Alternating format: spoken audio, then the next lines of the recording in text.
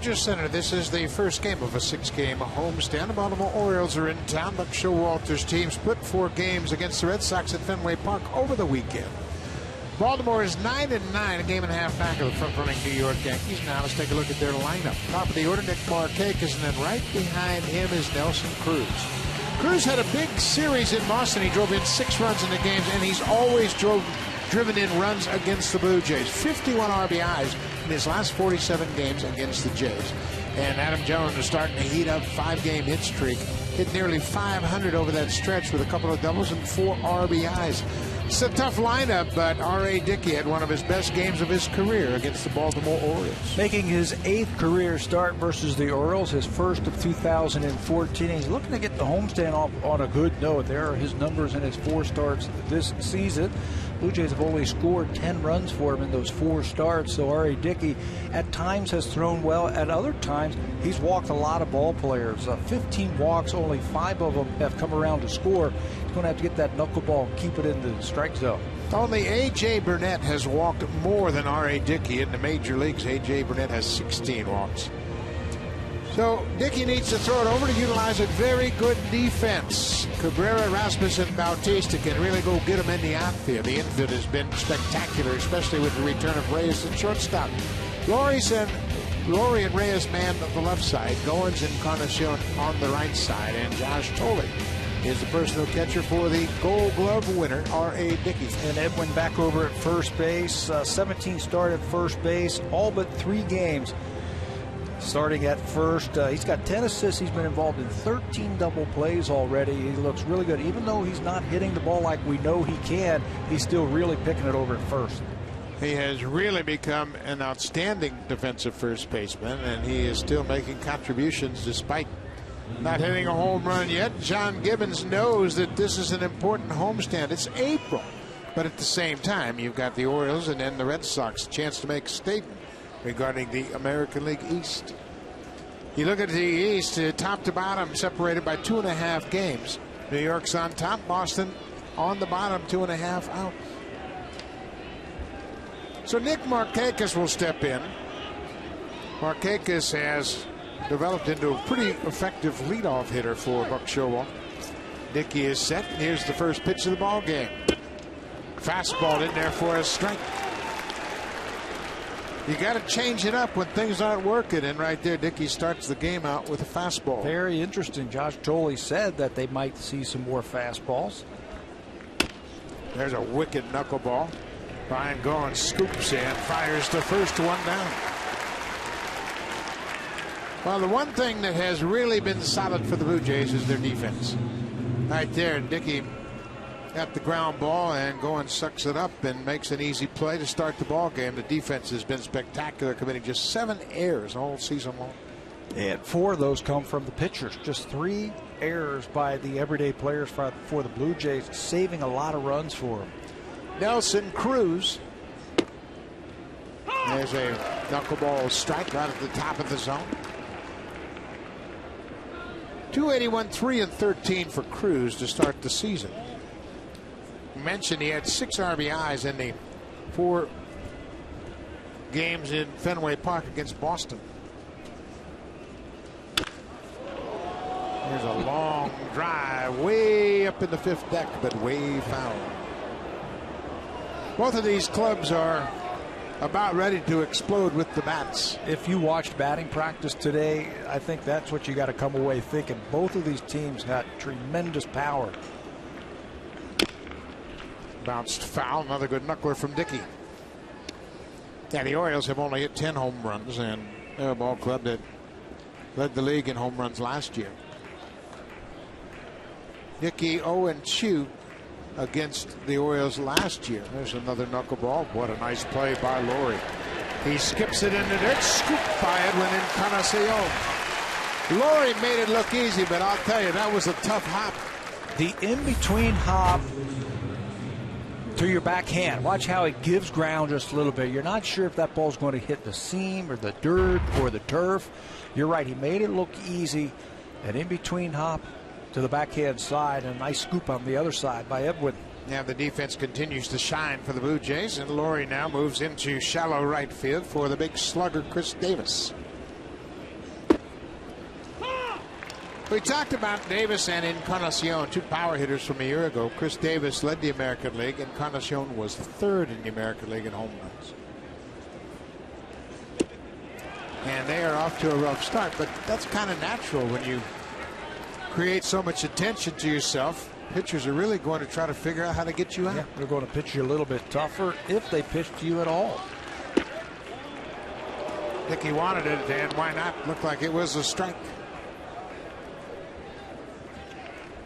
1-2 to Chris Davis. What a good knuckleball. What a good start. R.A. Dickey sets down the Orioles in order and strikes out Chris Davis. Good knuckleball, late movement. Davis strikes out.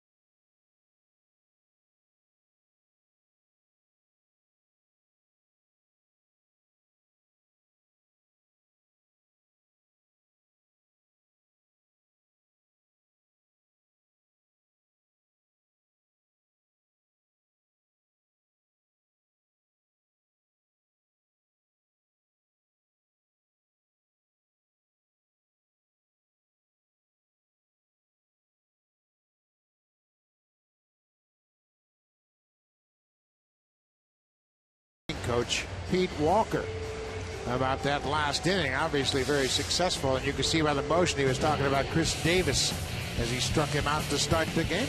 Take a look at the lineup for John Gibbons. Jose Reyes back in the lineup since his return from the disabled list. He's gone 3 for 10. A couple of RBIs, and he has certainly made some good plays defensively. And how about the catcher Josh Tolle? His last 2 games, he's 4 for 7 with an RBI. He caught on Sunday to give Navarro a day off, so he is catching 2 in a row for the first time this year.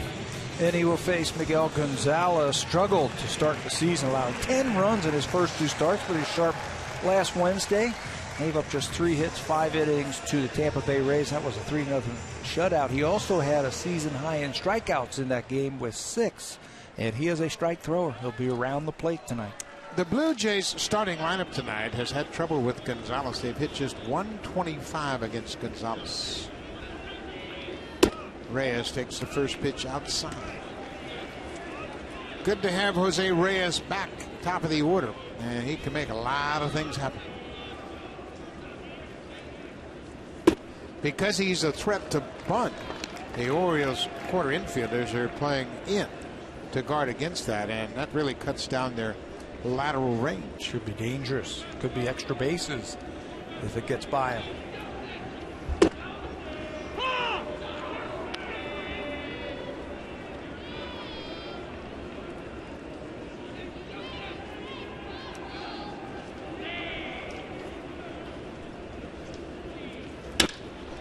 Hot shot, gloved by Lombardozzi to his feet. What a nice play by Steve Lombardozzi. Making his 16th start at second base, and they have had a good defensive team the last several years. It's Cruz, Jones, and Markakis.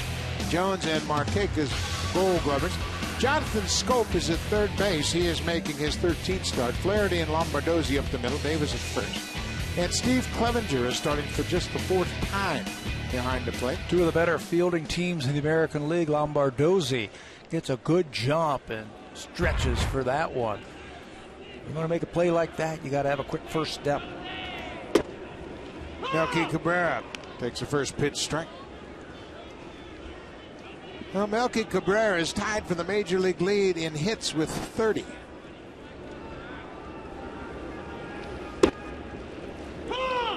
He's 3rd in the American League in batting average, and He has carried that hot bat right from spring training into the regular season.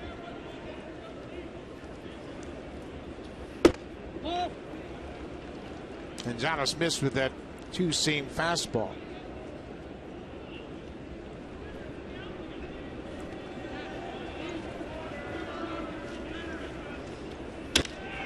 Cabrera hits it high in the air to left field. Cruz backs up and makes the grab.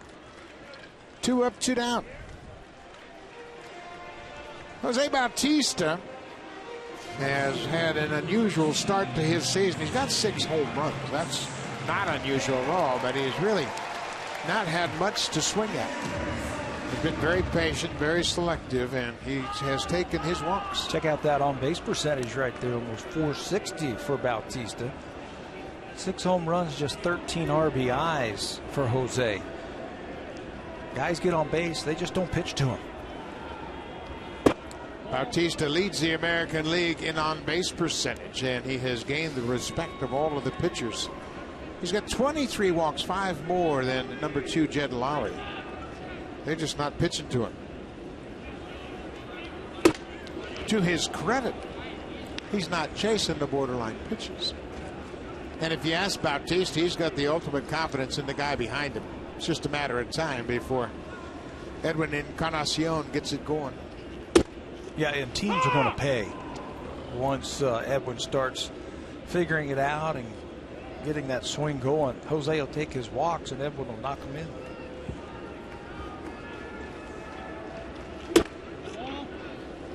Pretty good pitch. Gonzalez made a good pitch to the inside part of the plate. Didn't get the call. It's 3-1 on Bautista.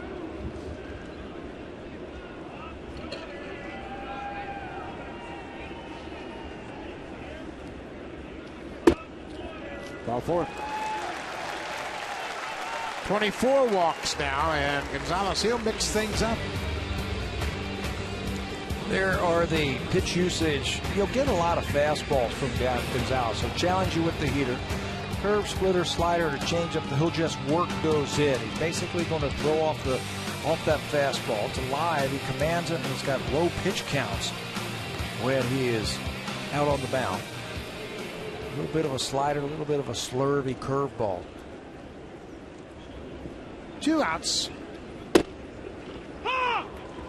Edwin Encarnación just 2 for 17 against Miguel Gonzalez, but those 2 hits have both been homers.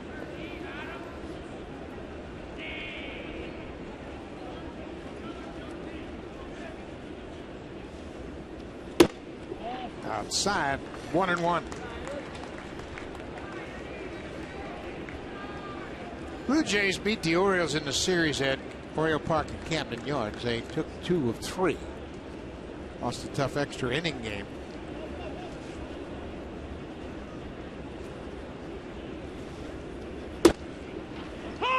Pretty good pitch to hit.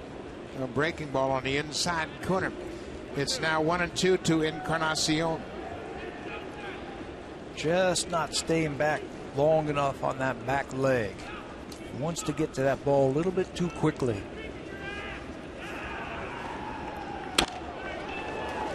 Fouled it back. They're working Encarnación down, which is kind of unusual, but right now everything is out of the ordinary. He's not swinging great, and the Orioles have an idea they might be able to get him out down. Bautista at first with a 2-out walk.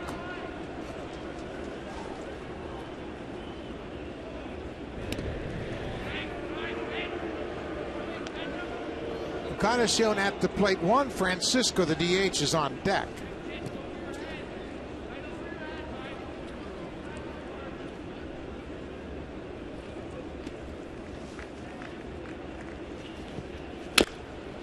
Bounced foul, looked like an off-speed pitch.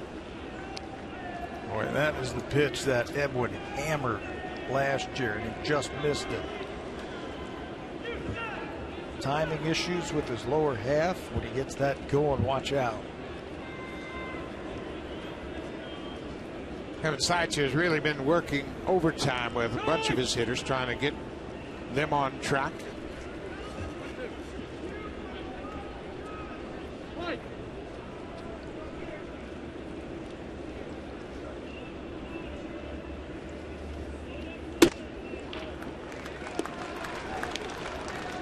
That pitch really up and out of the zone, didn't have much of an effect. Encarnación tracked it the whole way. Now it's 2-2.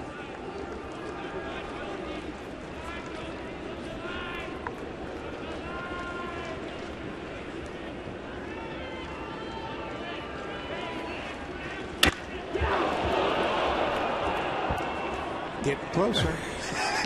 Souvenir. The bat speed is good, and you mentioned the timing issue. It's just that he's just off a tick. Yeah, and that's what it is. It's just a timing issue. They've looked at film from him last year, and they feel like he is not getting this lower half loaded in time. Popped it back over the Orioles dugout and out of play. Kevin Seitzer looked at every one of his extra base hits last year and found that he was getting set up early and he was getting to the ball out in front. And he showed Edwin every single one of those extra base hits that he had last year that his lower half was moving a little bit quicker. He was staying back on that back leg just a little bit longer. Another 2-2 pitch. Gonzalez left that one out over a pretty good part of the plate. Quite a battle going on here to start the game. Bottom of the first of a scoreless game. Bautista took a 2-out walk. He's at first. The Orioles were set down in order by R.A. Dickey in the first. This next pitch will be the 10th pitch of the at-bat.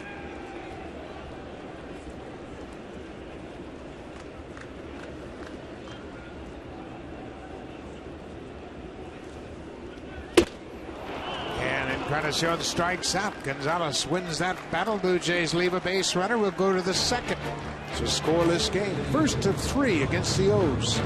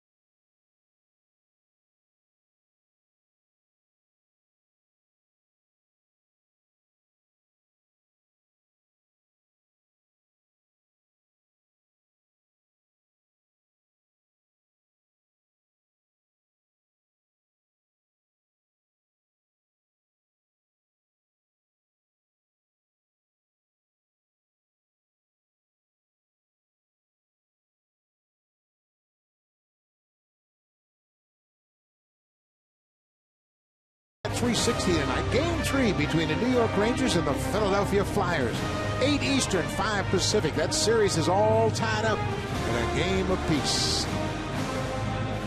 The Stanley Cup playoffs in full swing, and you can see it on Sportsnet 360 at 8 p.m. Eastern. R.A. Dickey retired to side in order in the first. He'll work to Adam Jones, Steve Clevenger, and Delman Young here in the second inning.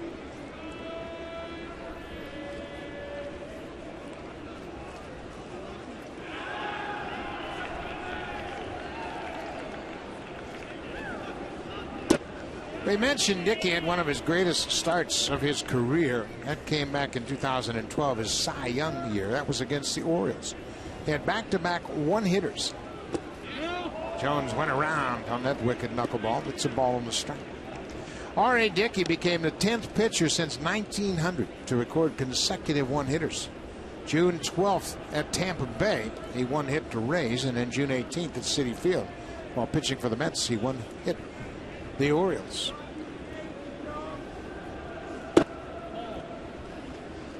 You know, Pat, it's interesting. Dickey's not had problems with the knuckleball. It's been moving great lately since he's amped up the velocity a bit. That looked like a fastball. Big hop for Laurie, right on the money. You're right. The knuckleball, there's nothing wrong with the pitch. It's where it's been dancing and going in and out of the strike zone. We've seen a couple different approaches from teams. We've seen the patient approach, and we've seen the aggressive approach against R.A. Dickey. Tampa Bay in the opener, they took the aggressive approach to the max. They swung at every first pitch they saw. Steve Clevenger is the catcher tonight. Matt Wieder's got a little bit of a forearm problem. He heard it over the weekend in Boston. He expects to play tomorrow. Bo Glover, all-star, switch-hitting catcher, off to a good start this year. Just getting another day to recuperate.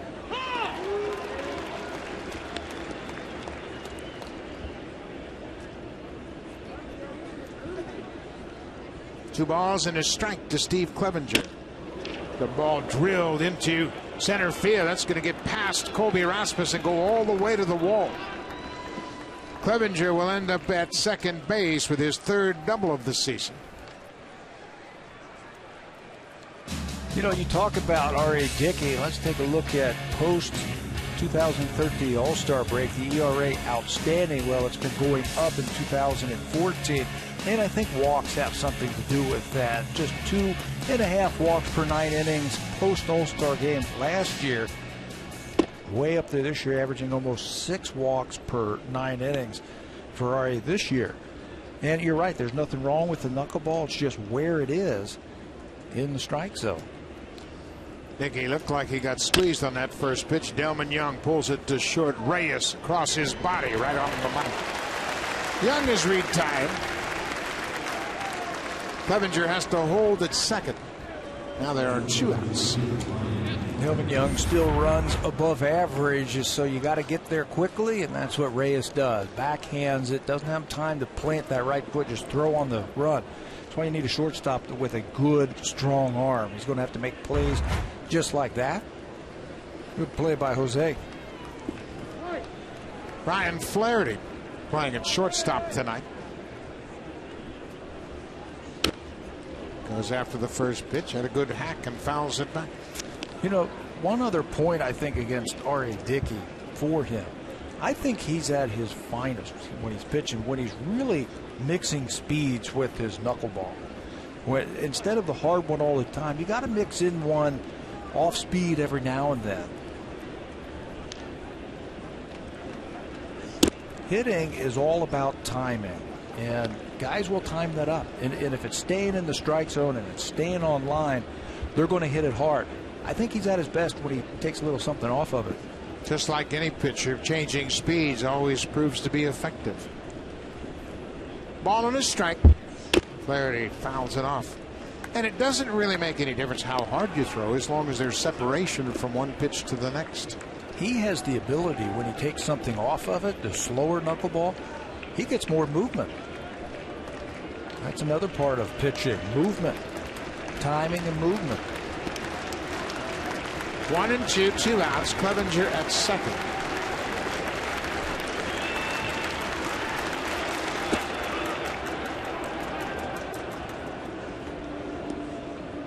Now 2 and 2.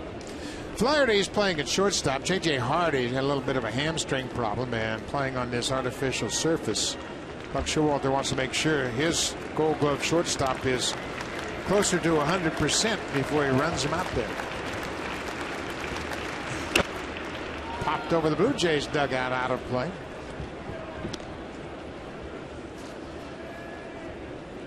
Well, the Blue Jays need some length from Dickey, and you can say that about a couple of their guys. Mark Buehrle's basically the only one that's been consistent going into the 7th inning. But you've got to have your starters give you 7 innings. Get deep into that ball game. There was a time last week where it was only 4 in 3 straight games, and that really wore out the bullpen. You can hear R.A. Dickey hollering to Josh Thole, front, front, front.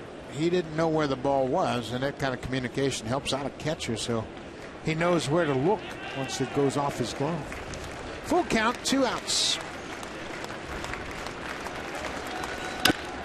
Bounce towards second. Big hop for Goins. And the Orioles are done in the top of the second. They leave a man at second base. Scoreless game. We head to the bottom of the second. Juan Francisco will start things off against Miguel Gonzalez. Yes, I am. Yes, I am.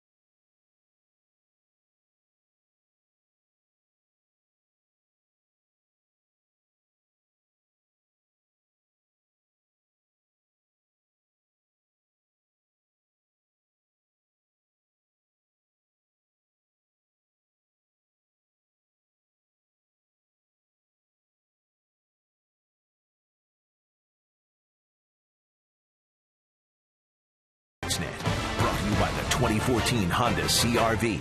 Honda, proud to be the official vehicle of the Toronto Blue Jays. And by Home Hardware, homeowners helping homeowners with expert advice.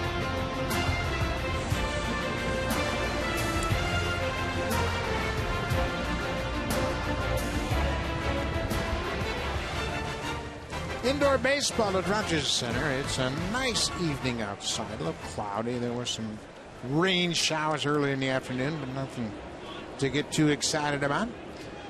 Juan Francisco, he got everybody's attention during BP tonight. He put on quite a show. Francisco was signed to a minor league contract on April 1st by the Blue Jays. He was released by the Milwaukee Brewers. And he's got a wicked cut. Yeah, he's got bat speed. The ball really comes off of his bat very quickly. And he's not a kind of guy that needs to pull the ball to hit a home run. He can go oppo just as easily. Go opposite field. He wanted to elevate that pitch, and they did, well out of the zone. Francisco split his time last year between the Atlanta Braves and Milwaukee Brewers. He combined to hit 18 home runs. Pulled deep to the second baseman Lombardozzi, and Francisco is retired. Well, that'll bring Colby Rasmus to the plate, and these two guys have been struggling a bit. Brent Laurie and Colby Rasmus. You see their averages from a year ago, 254, 276 respectively, and they've gotten off the slow starts. And they're better hitters than what these batting averages show. Brent Laurie is better than a 127. Everybody knows that. He's better at 254. I think both of them having their own issues right now, striking out a lot. Colby's chasing pitches out of the strike zone, and he has some timing issues also. It's really interesting when you get off to a slow start. You have a tendency to try harder, and that's probably the worst thing you can do. Or try differently. You know, you say, well, my hands are in the wrong place. Let me move my hands and let me move my legs. Maybe I spread out a little bit. And you start tinkering with your swing, and then a slump that might last 2 or 3 days ends up lasting 10 or 12. Ball on the strike to Rasmus, batting with 1 out. Check swing, tapper up the third baseline. That'll go into foul ground. Gonzalez is the kind of guy that'll give you a lot of different speeds. You were talking about Dickey changing speeds. Gonzalez does it beautifully with an assortment of pitches. Fastball might hit 91, might hit 92, but he takes a little bit off. Take a little bit off, put a little bit on, move the ball around the strike zone. You know one thing as a hitter, he's going to be around the plate.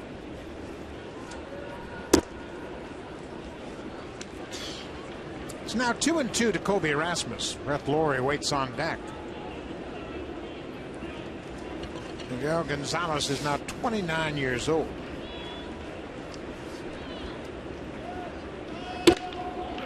Tried to check and did. Full count. 3-2. This is Gonzalez's third year with the Orioles. Actually made his major league debut right here against the Blue Jays off speed pitch, and Rasmus strikes out. So second strikeout of the night for Miguel Gonzalez. High fastball, and Colby laid off him for ball 3, so you knew the splitter was coming. That's exactly what comes. Look at that. Look at the spin right out of his hands. Colby, that looks like a fastball. You can see his timing is thrown off just a bit.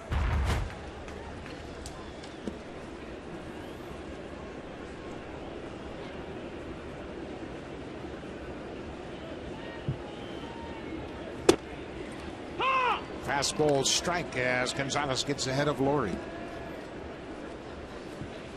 Brett's just 2 for 16 against Miguel Gonzalez, and we mentioned this entire lineup has really struggled against the Orioles righty. This has popped out of play.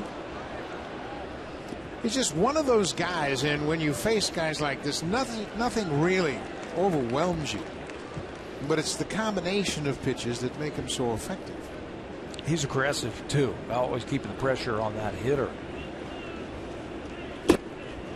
Another good splitter, and Lawrie strikes out. Good inning for Gonzalez. Blue Jays go down in order. A couple of strikeouts will move to the third. Still scoreless ball game.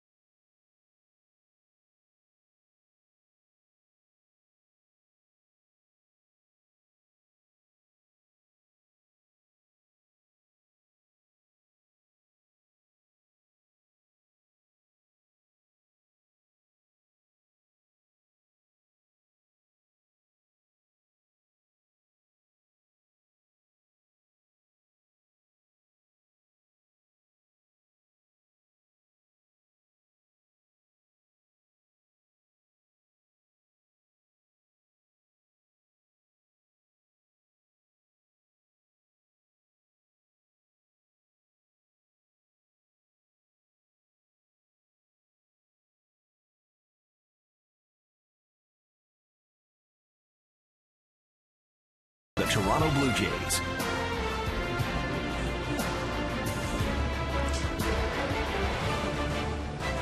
Welcome inside Rogers Center. This is the first game of a 6-game homestand. The Orioles and then the Boston Red Sox. Red Sox are in Friday night. American League rivals in town.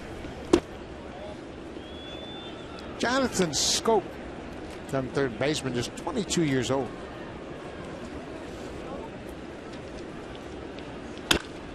Rips it, and he can swing it.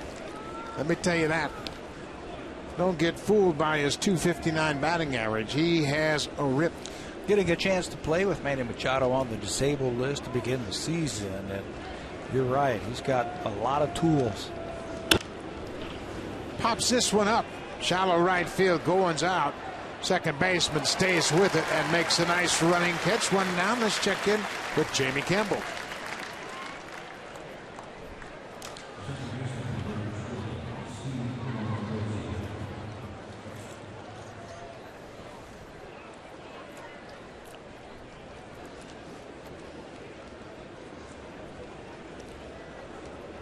That came in the first inning against Taylor Jordan, home run number 499 for Pujols, and that now ties him with his former teammate Mark Trumbull for the major league lead with 7 home runs. It's off to a good start. It's off to a great start.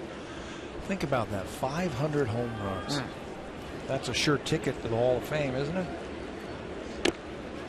Bombardozzi bunts it up the third base line. Dickey makes a nice play, and what a play by Encarnación on the other end. It's always very tricky for the first baseman to reach into the base path with that runner bearing down on you. Both Dickey and Encarnación made good plays. What's he thinking? Trying to bunt on a Gold Glover. Dickey comes over, bare hands it, throws it. You can see that ball going right into the runner. And Encarnación with that glove gets it and gets the arm out of the way just in time. Nice play by Dickey and Edwin again. Watch Edwin. We saw a lot of careers end on plays like that. Cliff Floyd had his arm broken on a similar play like that. Todd Hundley, the catcher of the Mets, ran into him. Brian Roberts had Tommy John surgery on his left arm because of a play like that at Yankee Stadium. You've played first base, and you know how tough it is to really stick your nose in it. Yeah, you got to have a lot of courage to go ahead and do that. Either that or just let it go down the right field line. Nick Markakis behind 1-2. But Dickey made a nice play on that bunt. He won the Gold Glove a year ago.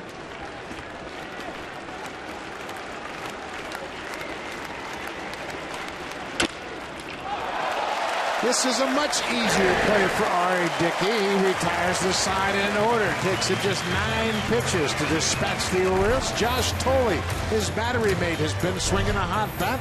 Second baseman Ryan Goins, and back to the top of the order, Jose Reyes. When we come back.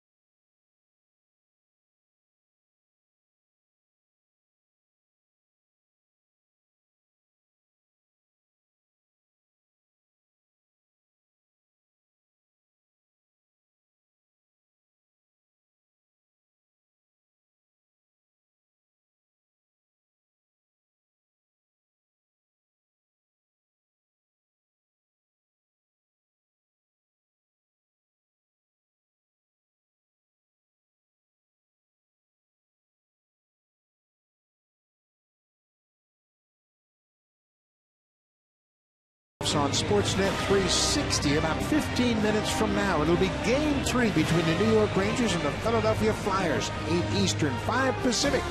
That series is all tied up in a game apiece. Momentum can really swing tonight. Somebody's going to take a 2-1 advantage, and great hockey action in about 15 minutes on Sportsnet 360. Josh Tolley's been swinging a hot bat. He's 4 for his last 7.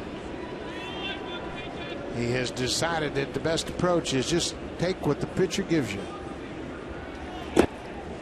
Not over swinging. I can speak from experience about backup catchers. They have a tendency to think, man, if I do something dramatic, maybe I can play again tomorrow. That's not the case. No, just do your thing, right? Just stick with your game plan. His game plan has been going the other way, getting on base. That's a fair ball. Past Davis down the right field corner. Josh Thole is headed for second, and he'll get there with a leadoff double. Stay hot, Josh.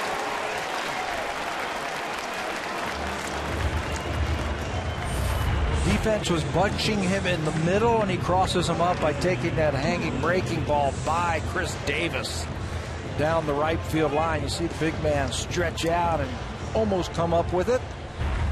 Good start here in the third inning. Tole's hits have gone to the opposite field, and that's why Davis was really kind of surprised that he pulled it down the first baseline. With Thole at second, Ryan Goins, the number 9 hitter. Goins has a couple of sacrifice bunts. He squares early and bunts it foul off the catcher. This is an important spot, the number 9 hitter. With the Blue Jays' potent top half of the order, Ryan has to be able to execute. Pull the ball on the right side, bunt the man over, give the top of the order the opportunity to cash in. Play for the big inning right here. Swing away. John Gibson's been known to do that. Take the bunt off after the first pitch. Squares again. This time he takes it down. The Orioles don't respect the fact that Goins can put a charge in it. Outfield's really shallow. Left fielder looks like he's almost behind the shortstop. That's Nelson Cruz in left field. Very shallow. Bunting again. This one's off home plate. That's a foul ball. Home plate umpire Seth Buckminster called it immediately. Clevenger caught the ball in foul territory.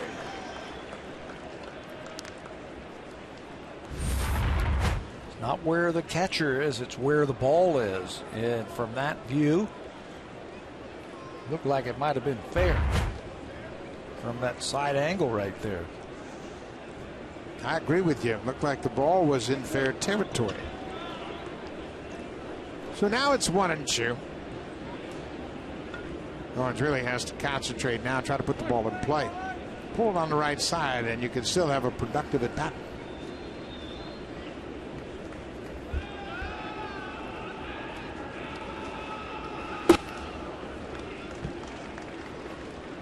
Get that top hand over. That's all you're thinking about right now.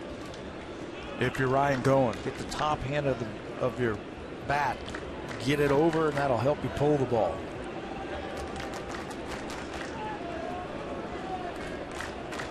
Two balls and 2 strikes. Josh Thole at second with a leadoff double. Popped up on the infield. Lombardozzi, the second baseman, makes the catch. 1 out. The 2014 Honda CR-V. Honda, proud to be the official vehicle of the Toronto Blue Jays.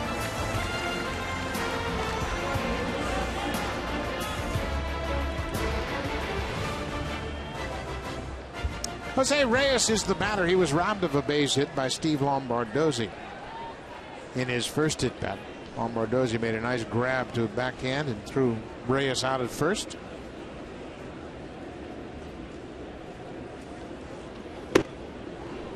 Cut on and missed. Reyes almost looked as if he was surprised he missed that. He had a good rip at it. He is now 0 for 7 against Miguel Gonzalez.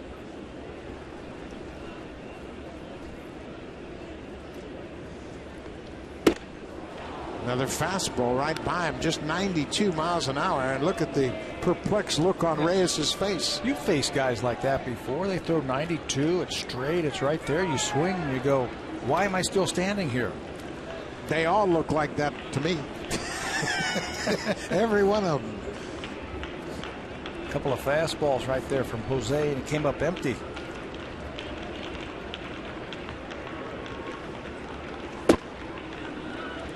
Here's where Thole has to be alive. He has thrown that splitter a lot, and if he throws it and bounces it into dirt, he might have a chance to move to third. And I'm sure Josh is thinking about that. Well, you get a great view at second base. You can see the flight of the ball, and you can anticipate that ball in the dirt.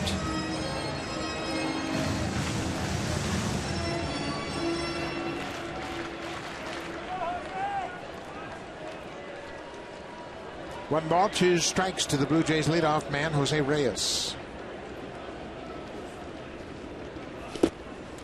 There's that ball in the dirt, and Clevenger did a nice job of keeping it in front of him. Well, that gives a pitcher a lot of confidence when you can throw your good splitter and bounce it on the plate, and the catcher keeps it right there.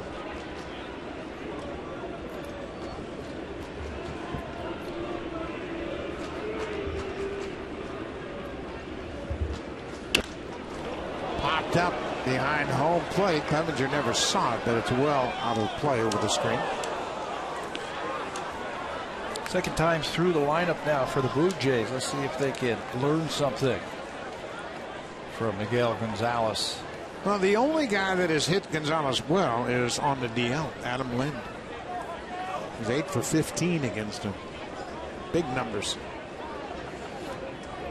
Here's another choo-choo pitch to Reyes. Breaking ball missed upstairs. Melky Cabrera waits on deck. There's a lot of length to this lineup now. It's just a matter of time before the Blue Jays start putting up crooked numbers.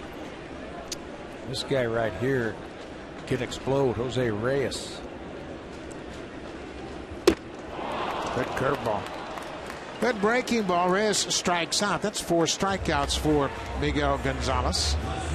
But he's not out of the woods yet. Another breaking ball. Look at the spin on that thing. And the eyes are right there for Reyes. But it's dropping too quickly. Timing a little bit off. I mean, he's got the curveball, the splitter, and the fastball working right now.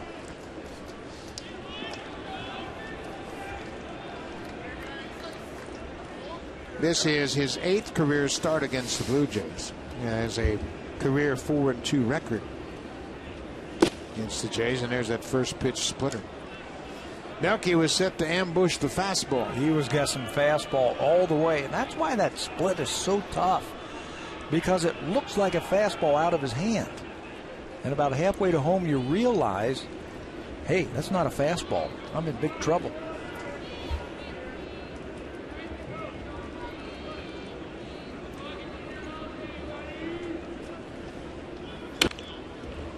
Melky waited back and had a pretty good cut at that pitch, just a bit outside, but he's behind 0-2. He really worked on going the other way in batting practice today, at least the first couple of rounds. Asked the pitcher to throw the ball away from him, stay back, and try and hit the ball on a line over the shortstop's head.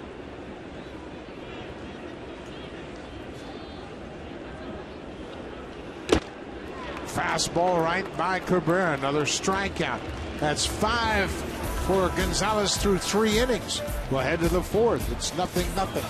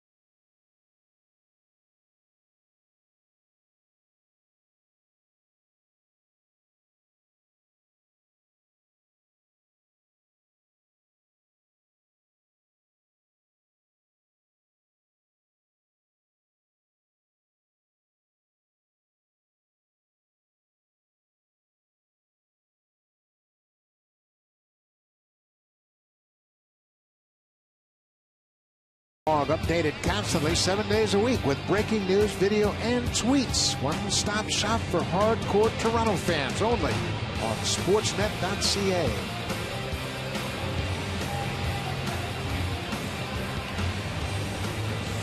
We move to the top of the fourth. Each club has a hit, and that's it. No score yet. R.A. Dickey and Miguel Gonzalez opening up this 3-game series. Chris Tillman and Dustin McGowan will meet up tomorrow night, and then Bud Norris against Drew Hutchison in the series finale on Thursday.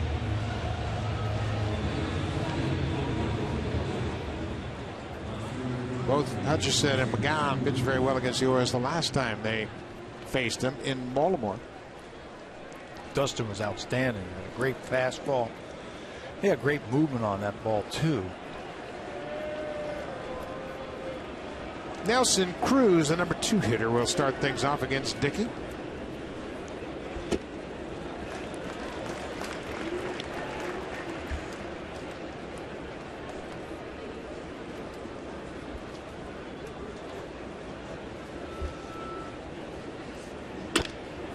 Off the end of the bat, that's a foul ball. Cued and off the end of the bat, and this broke into foul ground. Cruz was a late offseason sign by the Orioles. And the Orioles hadn't done much right into February. And then they signed Ubaldo Jimenez and Nelson Cruz, 2 big signs. Dickey strikes him out. It's a first out of the top of the fourth. Power knuckleball versus a power hitter, and Cruz and Dickey won this one. Hardly any spin on that. 3 pitches and he's out. I'll give you another signing that they had late. How about Johan Santana? Signed him late. Under the radar. Chris Davis goes after the first pitch. Johan Santana is in the minor leagues with the Orioles, rehabbing, trying to come back from shoulder surgery. Manny Machado might go out on a rehab assignment on Wednesday. He'd been running and playing in extended spring training games. Got to run the bases, which is a good sign. Good sign for the Orioles, not so good for everybody else. Manny Machado, when he gets back, then they've got question of how you're going to get Scope and Lombardozzi into games, but Buck, he'll deal with that. Another strikeout. Dickey's got it rolling right now.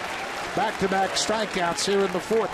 Took a little something off that one, and you can see that it was making Chris Davis swing a little bit off balance. Takes a little something off. He tries to reach for it. And another strikeout. Second time that he's gotten Davis. 3 strikeouts for Dickey. Davis twice. Adam Jones with 2 outs. Nobody on.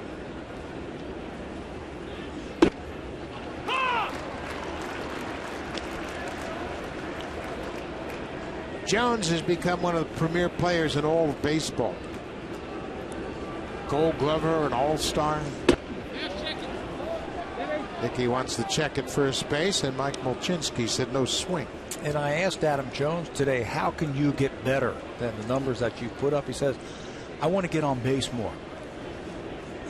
I think I can hit for a higher average, and I'll take my walks when pitchers pitch around me. Jones made the All-Star team in 2009 and then in 12 and 13. He also won Gold Gloves in those 3 seasons as well. Last year was his first 100 RBI season. So he hit that milestone and he plays. He's only missed 26 games in 5 years.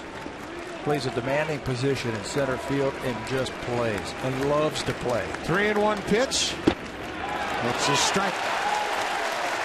Now it's full.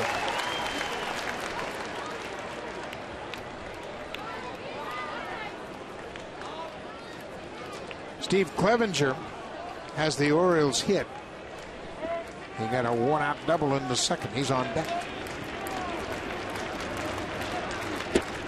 Strike 3 call. Jones caught looking at strike 3. He didn't agree with the umpire.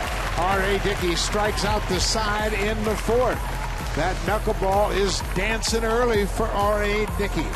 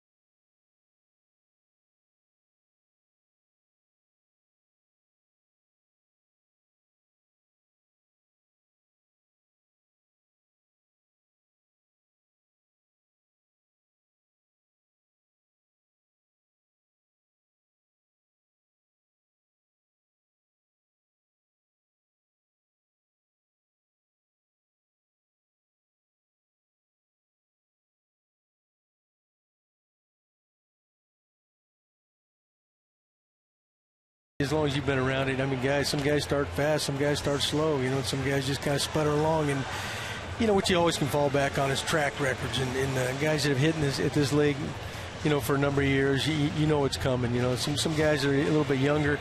You worry about them a little bit more, and you hope they keep their confidence. So, but it's a battle. But you know, we haven't hit on all cylinders yet all year. Gibby, take us into the mind of a manager. Why did you bunt Goins there in the last inning after the leadoff double? Oh, I figure he's on second base, you know, and Rhino's been struggling a little bit with the bat. You know, get him over to third base, and then just a little contact. We might score a run and get a run on the board. You know, guy on first base might be a little bit different this early in the game. But when he's already in scoring position, get a chance to get him third with one out, I think that's important to do. All right, Gibby, thanks for your time. All right, boys. Thanks, Gibby. As John Gibbons, as he does every Tuesday night, joins us from the dugout. Jose Bautista takes the first pitch breaking ball. Gonzalez has done a great job of throwing strikes with all of his pitches. Quite a pitching duel going on. R.A. Dickey and Miguel Gonzalez.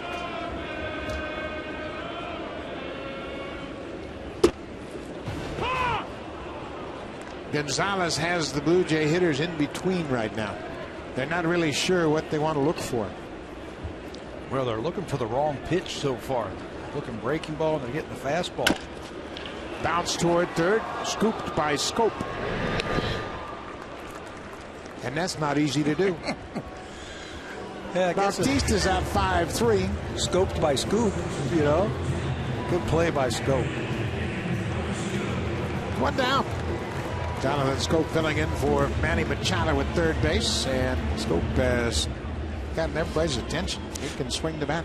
But what Buck Showalter says, when Manny Machado comes back, they will move Scope to second base, and he'll have 3 shortstops in his infield. Jonathan Scope signed as a shortstop with the Orioles. He moved to second base 2 years ago because he's not going to play short with J.J. Hardy, and he's certainly not going to play third with Manny Machado, so second base is open. High pop-up. Lombardozzi into the outfield, waits and makes the catch. Encarnación is 0 for 2.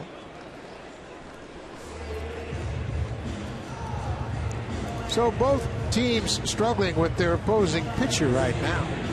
Nobody can figure out Gonzalez or Dickey. Dickey's got the great knuckleball working, and Gonzalez is mixing it up. Do you get the feeling it's going to be like one swing is going to just break it open with one of these powerful hitters in both of these lineups? Yeah, there's so much power in both of these lineups, and Juan Francisco certainly capable of getting things going. 2 outs. There's a drive to left. Way back. Cruz is back, looking up off the top of the wall. And now it gets away from Jones, and Francisco's headed to third. He just missed his first home run by a matter of inches.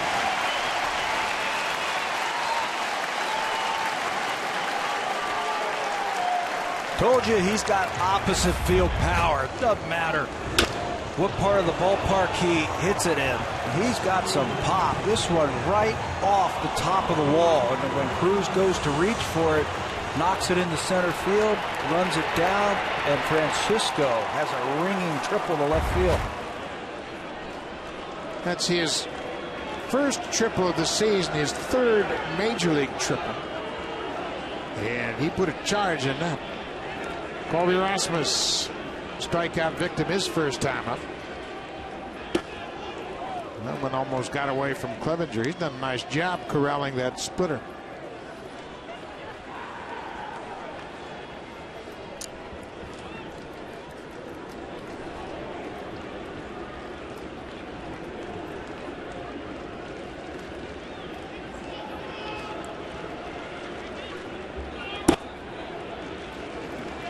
Two and 0. You just got to believe they're not going to give Rasmus too much to hit. He's really going to have to be patient. Just 1 for 11 this season with runners in scoring position. He led the team a year ago. Hit .333 in that department. Well, all they have to do is remember last week when we were in Baltimore, what he did there. A couple of home runs, including a home run out onto Utah Street. That's why I'm letting him swing right here. 3-0. Ball 4. Gonzalez didn't want anything to do with Rasmus, so he will start with a fresh count to Brett Lawrie. Runners at the corners, 2 outs, still a scoreless ball game.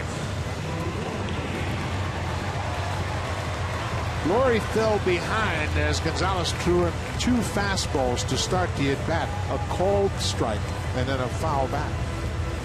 And then finished him off with a slider down, or excuse me, a splitter down in the dirt. And if you're Brett Lawrie, I bet you he's thinking that fastball first pitch one more time. Runners in scoring position, you can be a little bit more aggressive.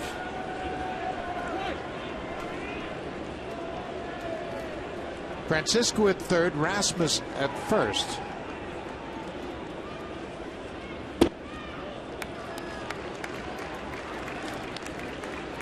Lawrie with his second look at Gonzalez tonight.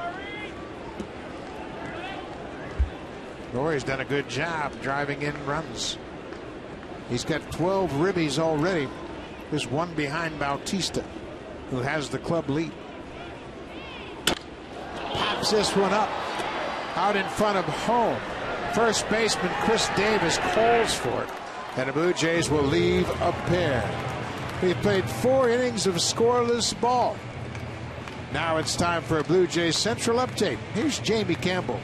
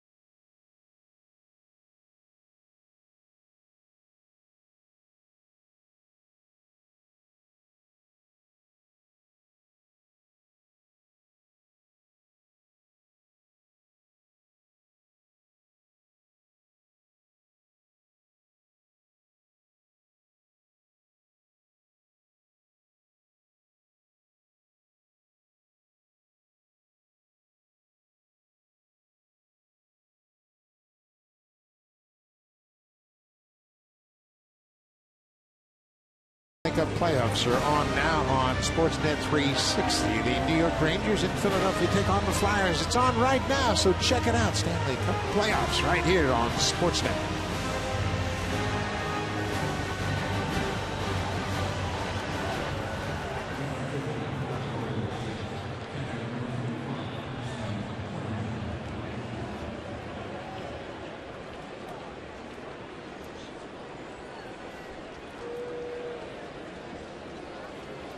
Steve Clevenger has the only Oriole hit. It was a 1-out double back in the second. Goes after the first pitch and fouls it up the first baseline.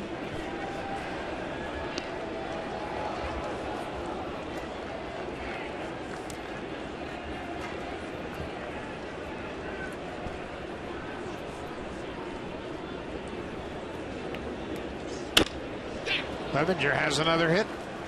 Goes the opposite way. Gets a single. That starts the 5th for the Orioles. Guy looked like he can hit right there.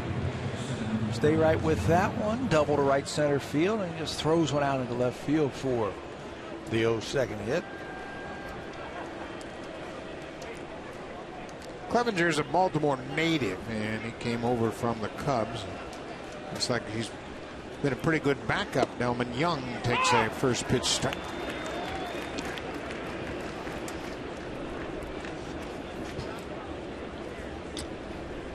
Young was thrown out by Reyes his first time up. 6-3 on the ground out.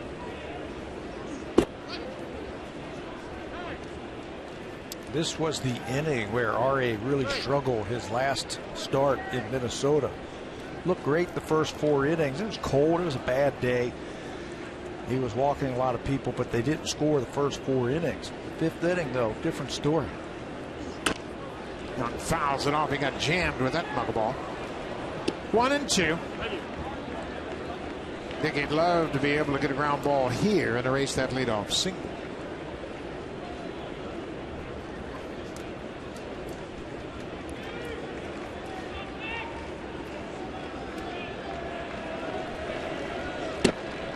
And bounces back from that inside pitch. It's now 2-2.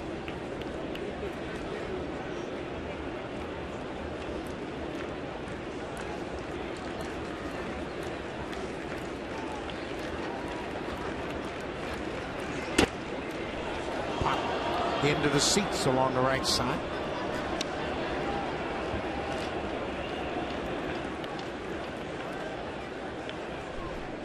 Dickey and Delmon Young going head to head. Young's still just 28 years old. Seems like he's been around forever. Came up initially with the Tampa Bay Rays. He strikes out. That high pitch got him. Another strikeout for Dickey. He's got 5 in the book so far.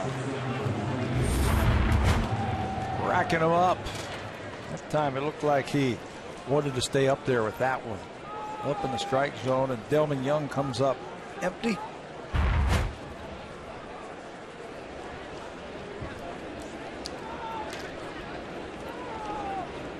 Brian Flaherty, the shortstop, takes a strike.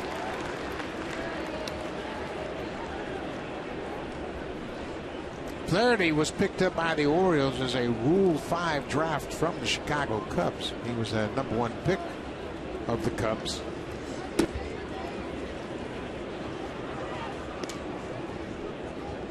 They've had to juggle their infield defense with the loss of Machado. He's been out all season. And now J.J. Hardy's dealing with some leg problems and some back issues. Ball on a strike. Quick swing, and he swung right through it. 1-2.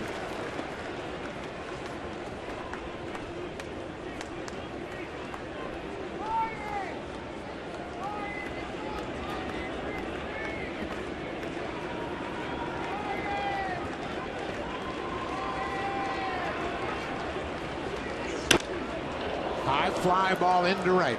Bautista's calling for it. Gets there, and Flaherty's retired. 2 down. Like the approach by Ryan Flaherty. He's got the bat right on his shoulder, and he's not moving until R.A. throws the baseball. What's the purpose of that? Don't want to overcommit too soon and get out in front. It's a good approach by a young hitter. So now Dickey will continue to work out of the stretch to Jonathan Scope, the third baseman. He goes after the first pitch.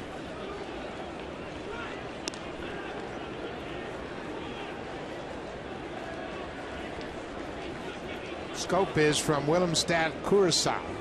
This is his 6th year of pro ball. He signed as a free agent with the Orioles.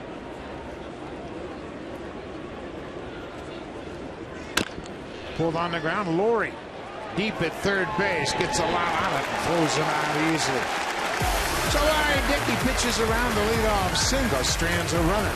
But go to the bottom of the 5th. Tolley, Goins, Reyes against Gonzalez when we come back.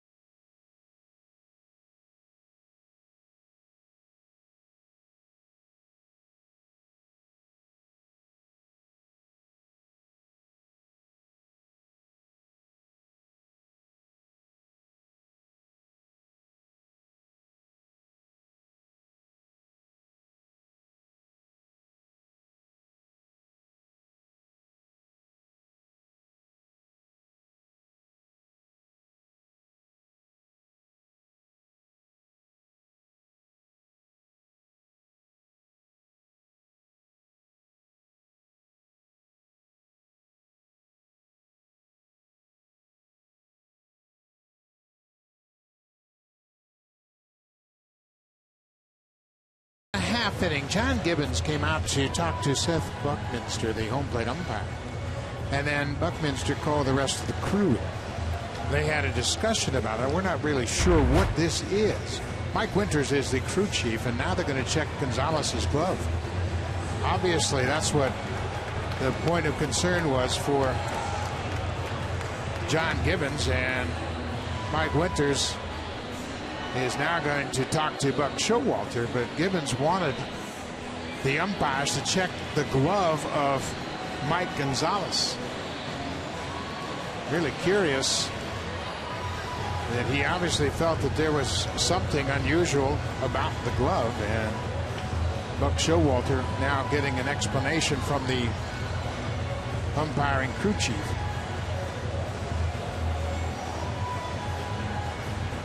So Showalter got the explanation. He'll return to the dugout.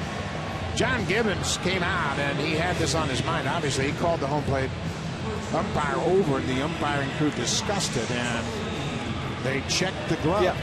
Went right to the crew chief, Mike Winters, to talk about it. Looks like he's got a habit of hitting the thumb side of his glove when the ball is in his glove. And maybe John Gibbons and the rest of the Blue Jays thought that he was maybe doing something to the baseball.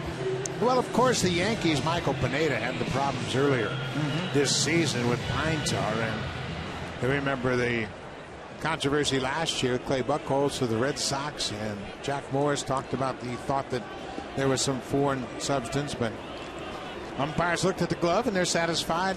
Nothing's up. 8-9-1 for the Blue Jays. Josh Thole got a leadoff double back in the third. Now, look at John Gibbons is explaining to the umpire what he thought was going on, and something with the fingers of the pitcher, but the umpires checked it out.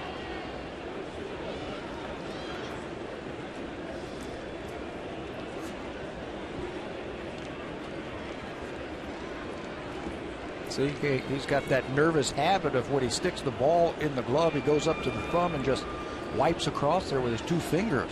I've seen him do that a couple of times. Yeah, and it looks like it's just something there. He gets the ball set, and then he touches that inside the thumb of his glove right there. And Blue Jays evidently saw that, thought that there may be something there that he was getting a grip on. Nobody did that better than Gaylord Perry. Gaylord Perry threw a spitball. We all know he did, but he would mess with you so much. He'd touch different places and put all kinds of thoughts in your head, and before you knew it, the fastball was right down the middle by you. 2-2. Right on the corner, the fastball, and Thole is out looking at strike three.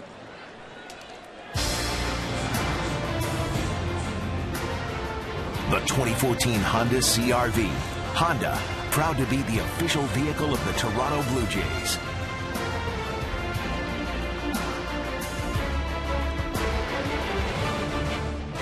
Beautiful CN Tower right next door to Rogers Center. Nice evening in Toronto. Ryan Goins, the second baseman, goes after the first pitch and bounces it outside of first. Well, in the American League East, we're going to have a lot of controversy. And these two teams are going to play a lot all season long. There's some gamesmanship involved and scoreless game. And some of your hitters saw something they thought was unusual, so you check it out. Well, you see the team so many times during the year. You know every little thing about them. I tell you what, Buck Showalter, he doesn't miss a trick. He pays attention to everything. John Gibbons was on that. Felt like there was something unusual, and it was the way he went inside his glove. But according to the umpires, there was nothing illegal about it. To me, it looks more like just a little nervous habit. He sets the ball and then goes right there and puts his fingers in there.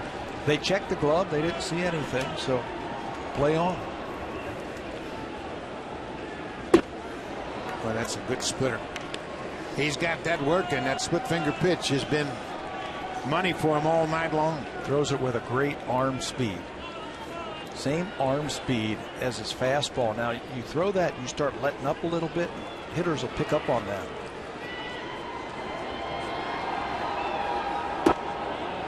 Took a shot with that curveball but missed the outside corner.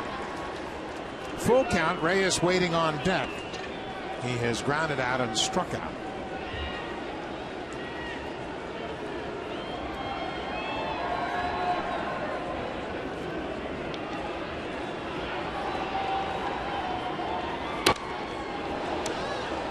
Got a good fastball to hit. It's only 91 miles an hour, and we say only because it's not that mid-90s fastball. But because he throws so many effective pitches, 91 looks like 97. He's got a quick arm swing too. He doesn't have that long looping arm swing. It's very quick, so it gets on you quicker.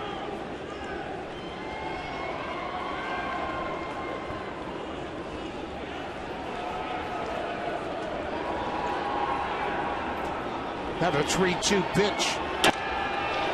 Popped into center field. Jones waits on it, makes the catch, 2 down. Well, both pitchers are dealing. Each club with just 2 hits.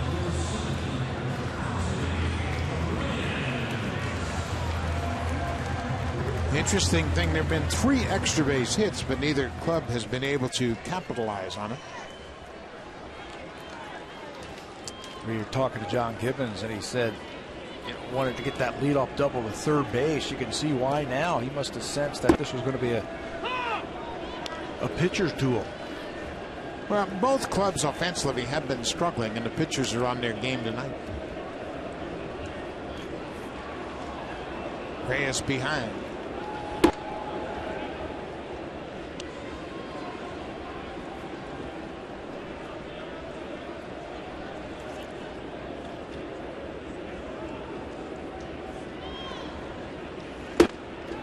That's right, where Clevenger wanted it, but it was off the plate inside.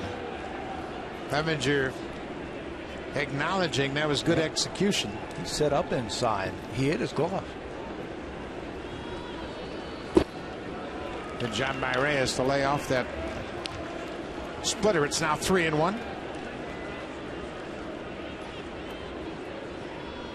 Clevenger's done a nice job with Gonzalez. Pass ball away.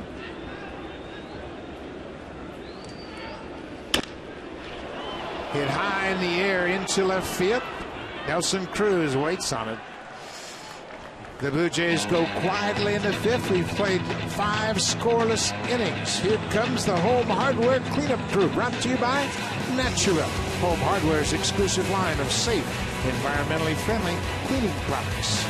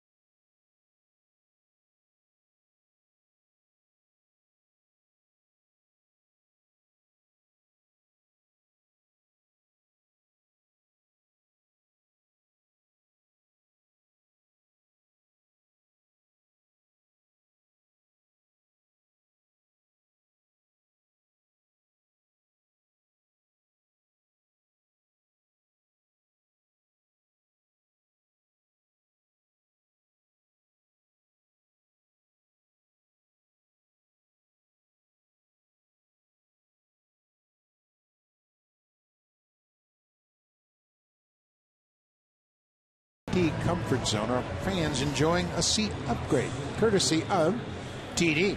Great vantage point there in the Comfort Zone. While over in the Jays Care Community Clubhouse are guests from the Young Professionals Committee. Welcome to the ballpark. Heck of a pitcher's duel here as we are set to start the top half of the 6th. Scoreless game. R.A. Dickey delivers a first pitch strike to the second baseman, Steve Lombardozzi. Lombardozzi, in case you've recognized that name from the past, his father played 6 years in the major leagues with Minnesota and Houston.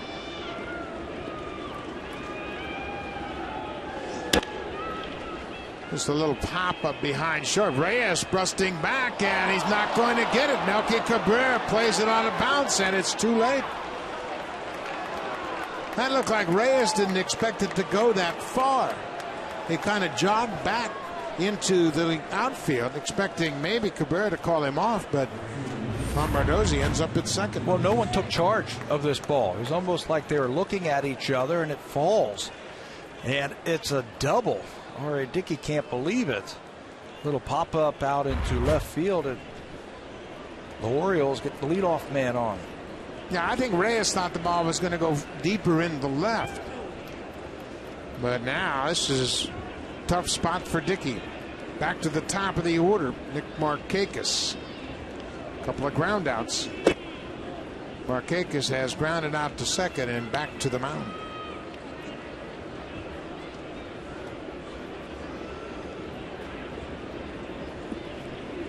The Orioles had a leadoff single in the fifth. They couldn't move him up. Now they have a leadoff double here in the sixth. By the number 9 hitter. How many times have we said you turn that lineup over, and they're hitting at the top of the lineup for a reason. They're good.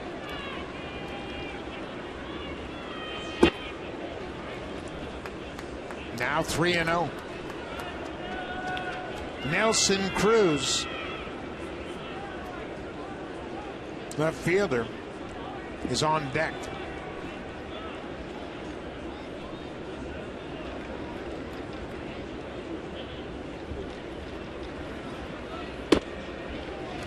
Markakis was taking all the way. Dickey has been great tonight. He's allowed just 3 hits. He has 5 strikeouts, but he's in a tough spot now.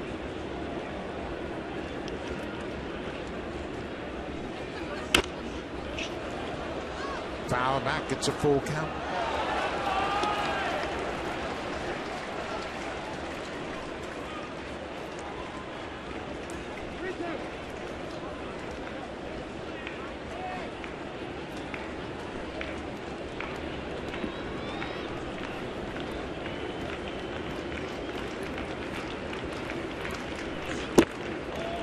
Ball 4 just off the plate.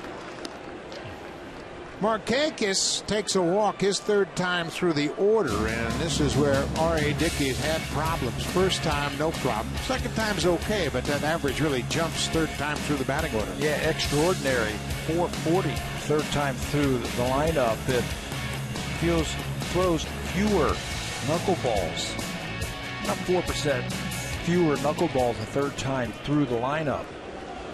And he's in hot water right here. Nelson Cruz. After the Markakis walk, it's the first walk issued by Dickey tonight. He has had some big games against the Blue Jays in his career. Pulls it foul. Drove in a run in every one of those games in Boston. You were talking about the big series he had at Fenway Park. There's his runners in scoring position this season. Drove in a run in every one of those 4 games. There's a high fly ball to left. Cabrera back, looking up. This ball is gone. Nelson Cruz delivers the first runs of the ball game, a 3-run home run.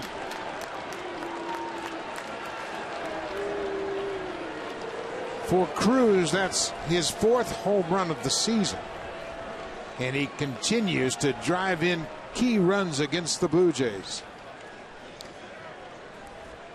Some of his best games, best work was when he was with Texas. That looked like he tried to sink a fastball in the inner half, but it didn't. It just stayed up and inside to Cruz. And another home run, another 3-run home run by Mr. Cruz. This is a high fly ball. Chris Davis hit it a mile high, but it's into shallow center. That's the first out of the inning. Let's check in with Jamie Campbell.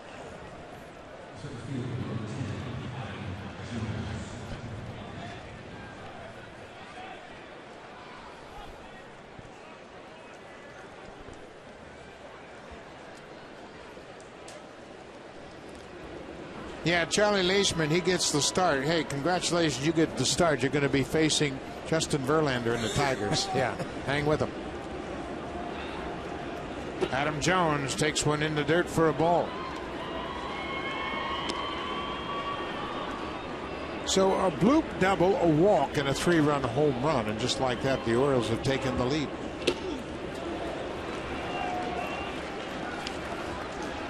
Miguel Gonzalez has shut out the Blue Jays on just 2 hits through 5 innings. And Dickey was doing the same until that bloop double started the inning. Steve Lombardozzi, little flare over the shortstop. Jones hits it on the ground, back to Dickey. Takes his time.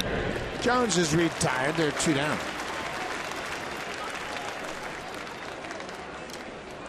So the Orioles have broken out on top, and that's their 11th home run of the month of April. That has been an area of concern for Buck Showalter. The team hasn't hit like they did a year ago as far as the home runs early. And before tonight, homerless in 5 of their last 6 games. Coming into this game, just 10 home runs, the second fewest in the American League. 212, if we have to remind you, last year from this team.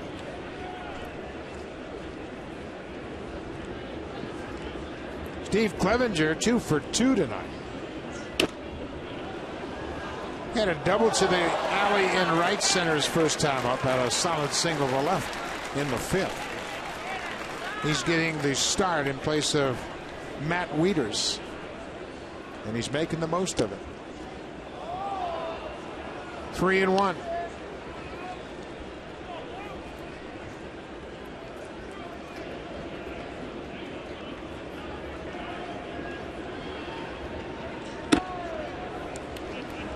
That's the second walk of the inning issued by Dickey, and the pattern has held true.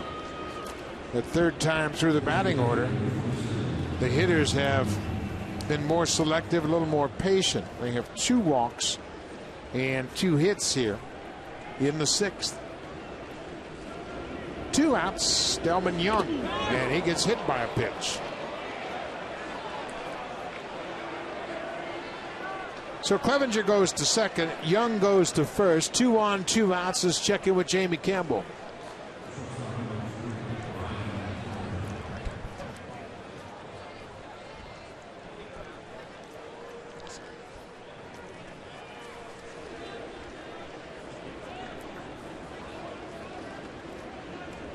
Well, we had talked about Pujols and how he was just 2 away, and he took care of it tonight. He had his first home run in the 1st inning, and then in the 5th, both coming off Tyler Jordan.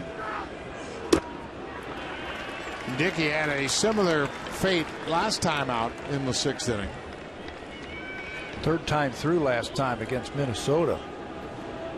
6 batters, 5 hits and a walk, and his night was finished. Ryan Flaherty, the shortstop, takes a close one. It's a ball and a strike. Esmail Rogers is loosening up for the Blue Jays.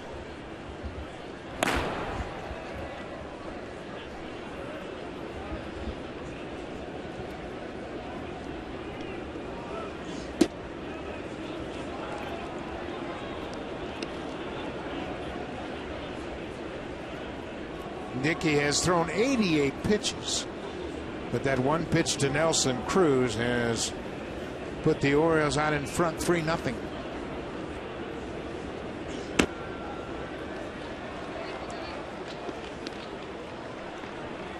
Three balls and a strike, 2 outs. This all started with what looked to be a routine pop-up behind the shortstop in shallow left field. It dropped for a double. Another walk. Has 3 walks this inning. So Dickey has walked 3 and hit a batter.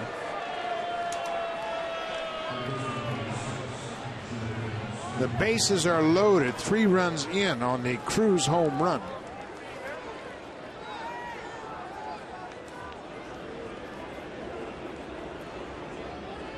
Jonathan Scope, the 9th man to bat here in the inning. And he doesn't get cheated. Dickey's problems against the Twins cropped up in the 5th inning. Hit 2 was the 3rd time through the order. Scope now behind 0-2. Right now, you're just looking for any way to get out of the inning.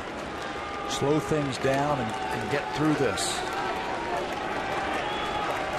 Leave those runners out there. Scope strikes out and the bases will remain loaded. But the Orioles take a 3-0 lead. Middle of the order for the Jays, Melky Cabrera, then Jose Bautista, Edwin Encarnación. The Blue Jays trailed by 3.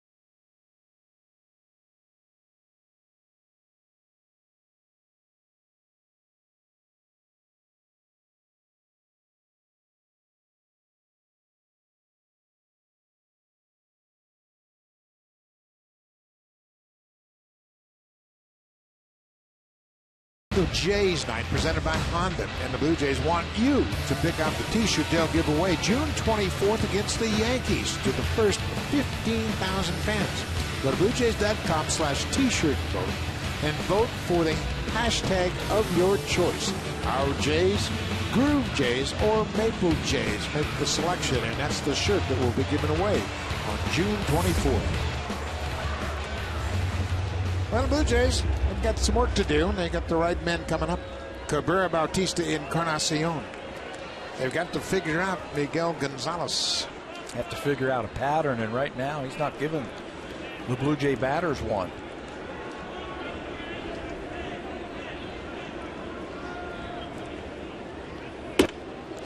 Melky Cabrera takes the first pitch upstairs.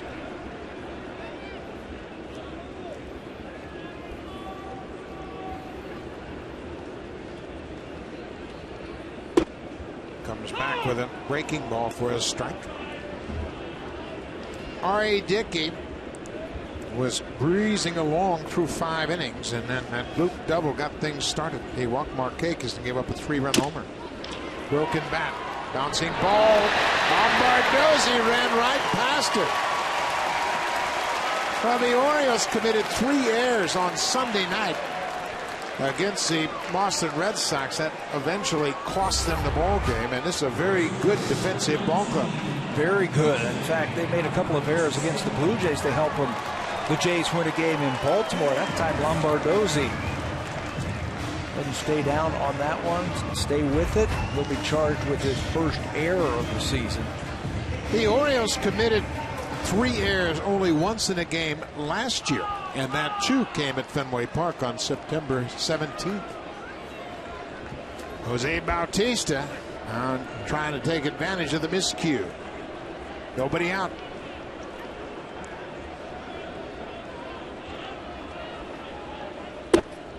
Downstairs.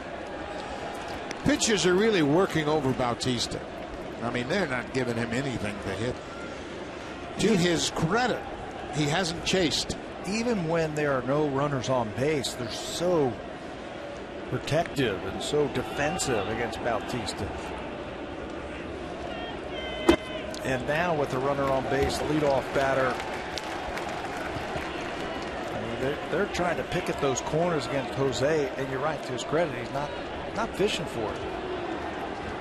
Edwin Encarnación on deck.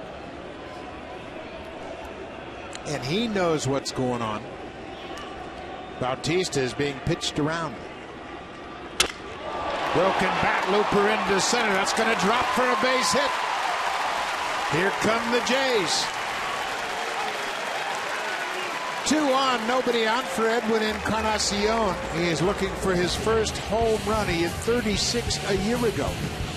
He has not hit one yet. And Chris Davis, he led the American League with 53 homers. He only has 1.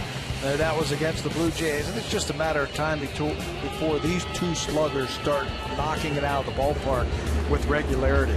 Edwin is the type of hitter that gets into a groove, and he might hit 4 or 5 of them in a week.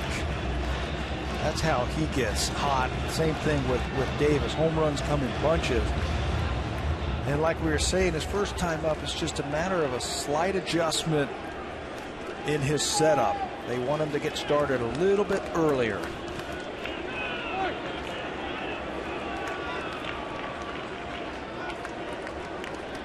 Nobody out.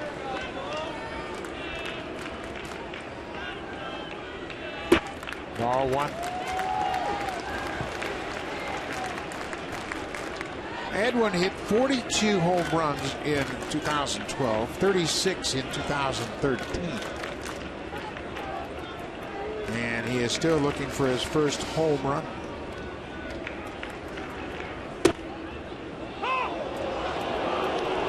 Ball on the strike. This is his 86th at bat without a home run.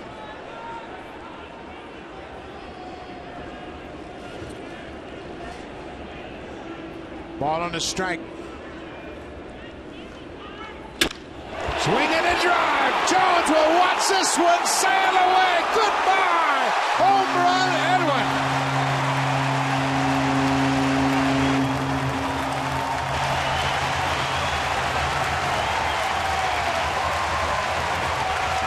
We get to see a chicken wing for the first time in 2014 from Edwin Encarnación. And you can see the relief on his face that the home run drought is over. And you know what? That was a no-doubter. The big monkey is off his back. In his 86th at bat, he's dancing in the dugout. He is back. All the teammates left the bench.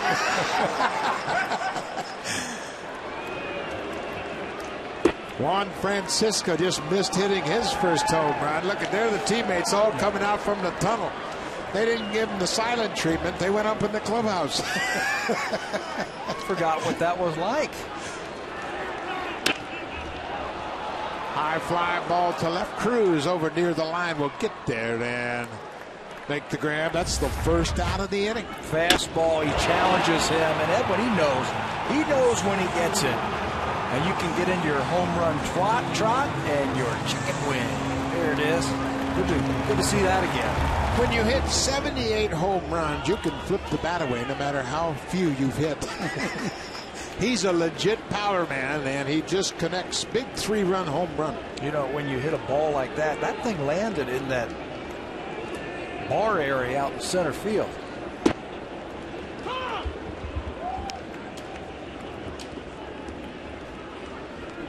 Boy, that is a welcome sign for John Gibbons.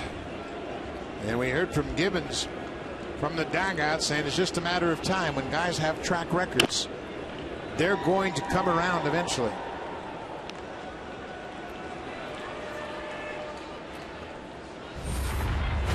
watch where this ball landed, above that backdrop, right in the first row into that entertainment area in center field.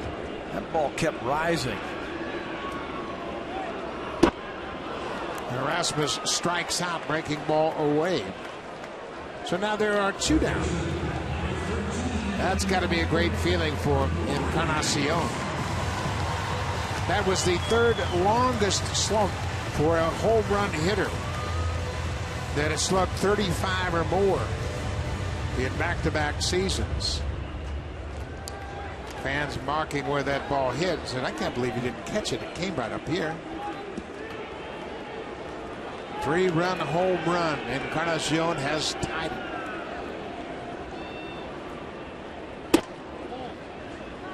Brett Laurie has struck out and popped out. Well, there's a buzz in Rogers Center. Edwin is back.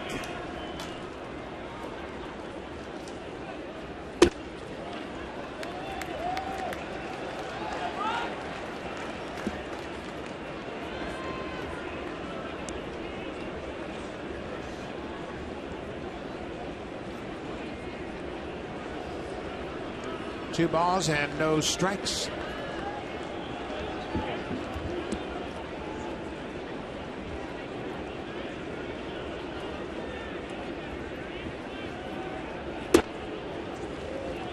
About a 2-0 splitter he missed with. Now 3 of them. TJ McFarland has just been called back up from the minor leagues. He was added to give the bullpen some fresh innings. Laurie taking all the way and takes a strike. Josh Tolley is on deck. He's 1 for 2. Tolley hit a double in the 3rd. Look out. And hit Laurie. Back of the hand. He'll take first.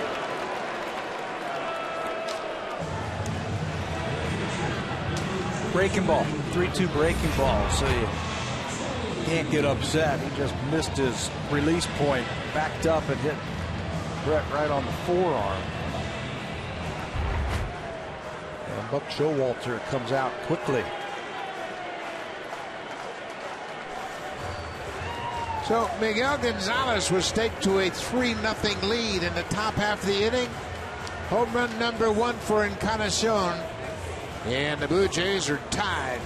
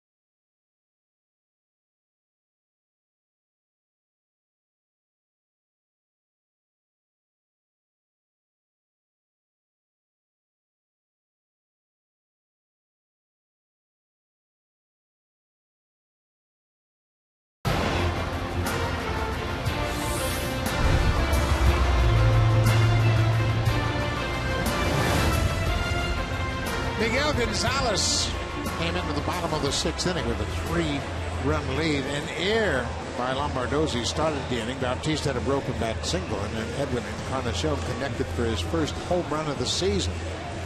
And 2 outs later, Gonzalez is out of the game. TJ McFarland is in.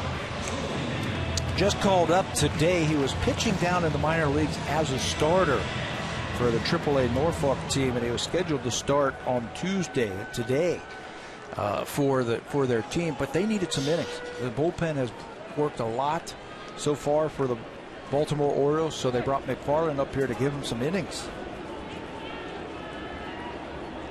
Pitched in 38 games a year ago for the Orioles. Made one start.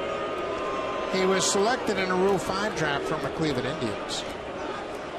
Now he is on now to pitch to the catcher, Josh Thole.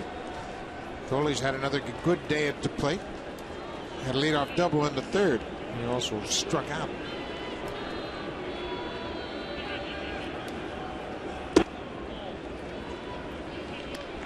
Fastball slider combination from McFarland.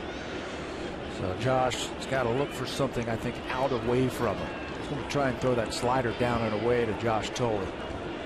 Thole had a lot of at-bats against lefty pitching this spring and did a good job going the other way. Can't go the other way on that one. 3-3 ball game. Hits are even at 4 apiece. The only error was a big one. Steve Lombardozzi booted a ground ball to start the bottom of the 6th. Changed the whole complexion of this inning. Leadoff batter, you're just asking for trouble.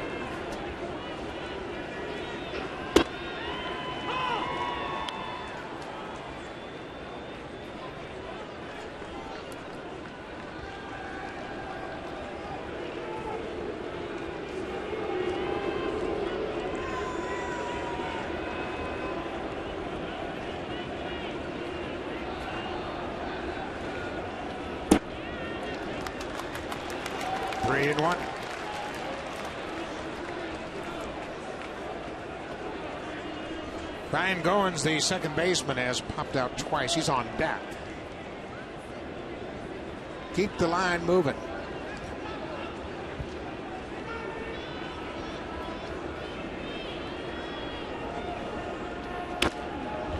Oh, he had a good rip. That ball was inside and sinking.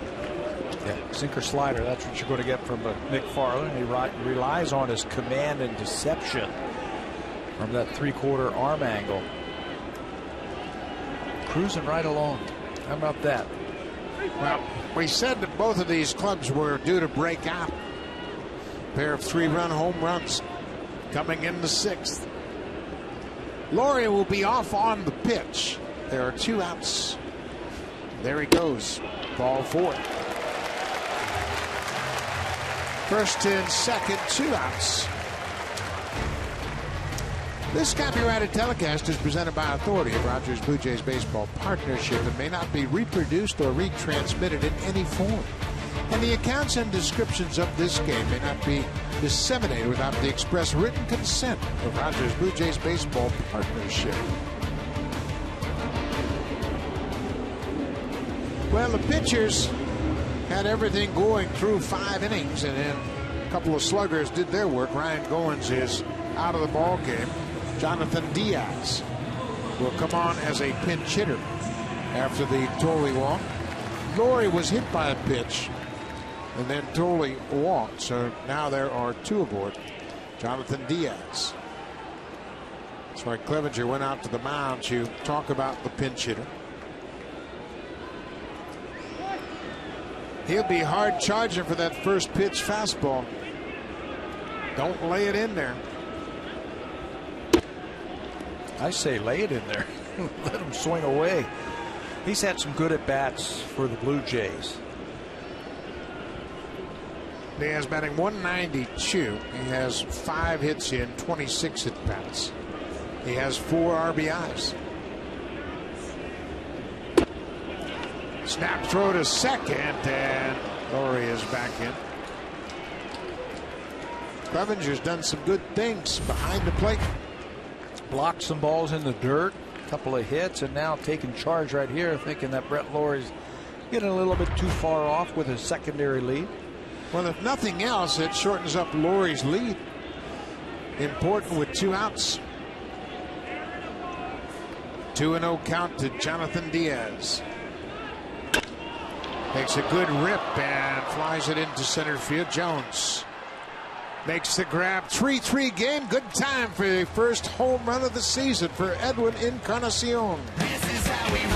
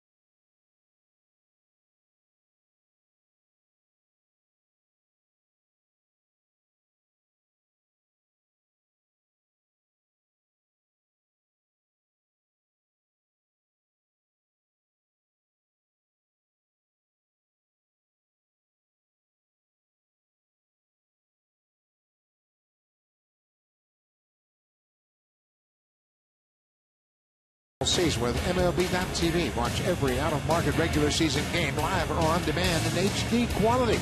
Watch up to 4 games at once with multi-game viewing. Season subscriptions start at $129.99. Visit BlueJays.com for more details. Beautiful shot of Rogers Center, closed on this cool night, but it's hot inside. A couple of 3-run home runs have been all the scoring. Nelson Cruz did it for the Orioles. Edwin Encarnación, number 1 for the season. And we're knotted up with 3 apiece. Wondering when those home runs were going to start showing up for both of these teams. Jonathan Diaz in at second base after pinch hitting for Ryan Goins.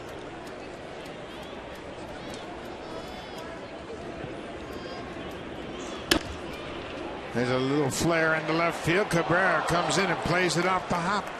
Lombardozzi has his second hit of the night. A leadoff single here in the 7th. Almost the carbon copy of his last hit, the leadoff last inning, right off the end of the bat. Melky comes hard charge him, but thinks better of it and plays it on a bounce.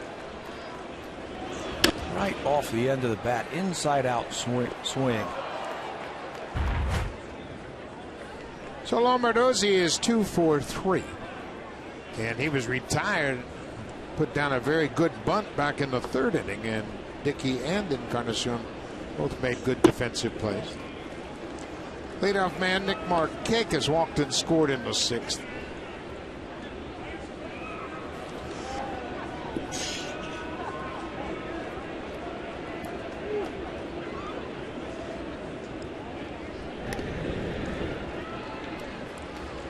Double barrel action for the Blue Jays. The left-hander is Brett Cecil. The right-hander is Neil Wagner. We're in the 7th.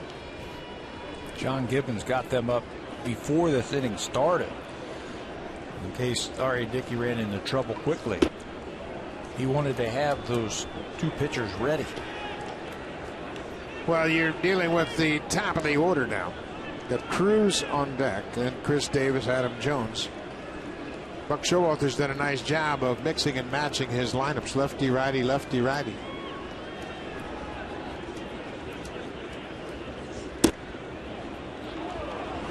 Three and 0.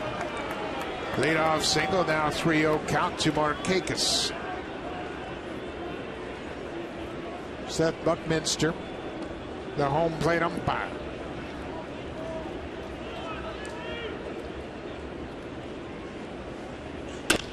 Markakis drives it into center field. Long run for Rasmus. And he's not going to make the catch. The ball bounces over the wall for a ground rule double. For the moment, that saves a run. If that ball stays in the ballpark in play, Lombardozzi's going to score easily. Dickey right now upset with the home plate umpire on a couple of those pitches to Markakis. And he had to throw a fastball to him. Throw it in there, and he got a double off of him. Not happy with the strike zone this inning. But John Gibbons has made the call to the bullpen. Ari Dickey will leave after facing 2 here in the 7th. It's a 3-3 game. Now it's up to the bullpen to leave these base runners on base. Neil Wagner will come in to face Nelson Cruz.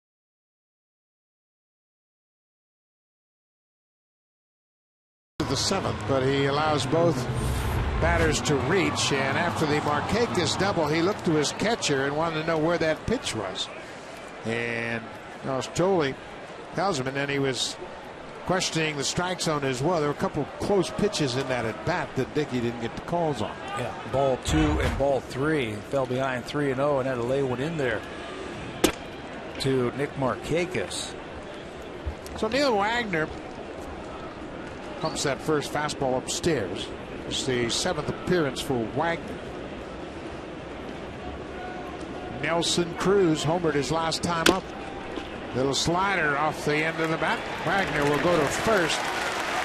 Good job by Wagner getting Cruz to chase that slider. Yeah, he brings power to the back end of that bullpen in these situations right here. You need a strikeout or you need something to get the guy without advancing. That's your man. A good job by Wagner, and so now they're going to make the call. Brett Cecil is already making his way in from the bullpen. Wagner gets Cruz. Now Cecil gets Davis.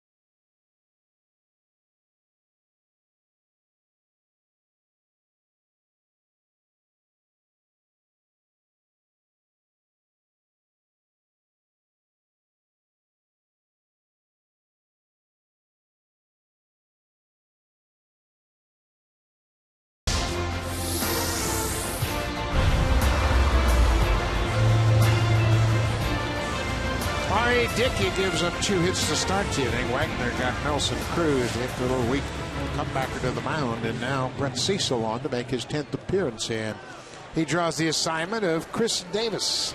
Lefty on lefty. That's why Cecil's in the ball game here. Lefty's hitting .214 against Brett. Fastball, big curveball. John Gibbons, this is the game right here in his mind. Rivera moving the infielders around. Davis is 1 for 11 against Brett Cecil. That first pitch nearly got away. Runners at second and third, 1 out. Davis 0 for 3 so far with a pair of strikeouts.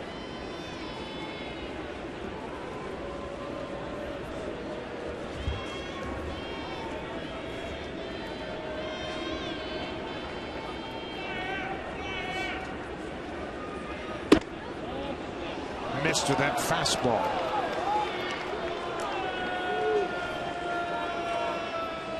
Interesting strategy just to use Wagner for 1 batter. Could have put Davis on and pitched to Jones, but John Gibbons opted to go Cecil against Davis. Well, he needs a strikeout. I think that's what he's thinking right here. And Cecil can deliver that. I thought as soon as Cruz grounded back to the mound that he would go ahead and take the bat right out of Davis's hand and then keep Wagner in to face Jones, but he needs a strikeout. 3-0 pitch. He threw him the breaking ball, and Davis had the green light. Well, you're right. You need to pop up a strikeout, get Davis out, then you can walk Jones and pitch to Clevenger, the left-hander. You might draw Matt Wieters off the bench. 3-1, 1 out. Strike 2. Another good breaking ball. Not afraid to throw it any time now. A lot of confidence in that breaking ball.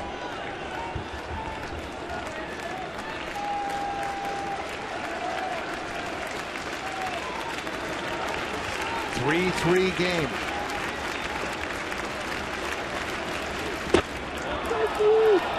Wow. Tough one to take, and Davis draws the walk. Boy, he had him set up for that inside fastball, too. Not a bad idea. He threw a breaking ball 3-0, another breaking ball 3-1. Davis thought he was going to throw him another breaking ball, and he just missed. So the bases are loaded. Adam Jones, the cleanup hitter, 0 for 3 so far.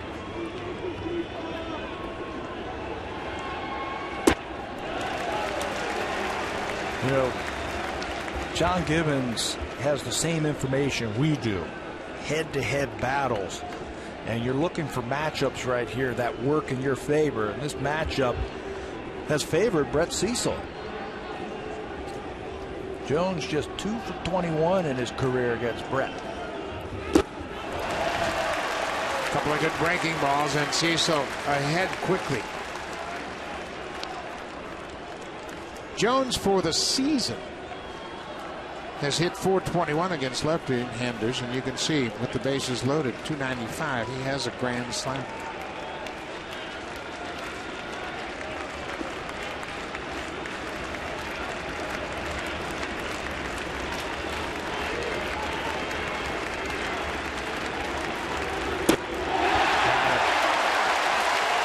Cecil continues to dominate Adam Jones.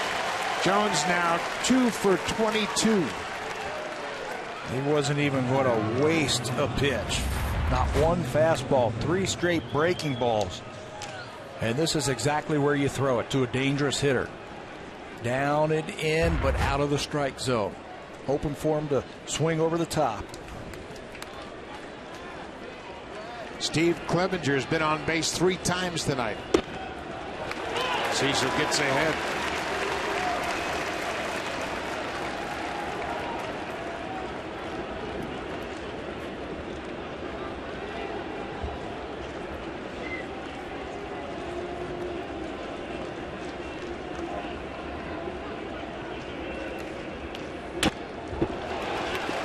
Two.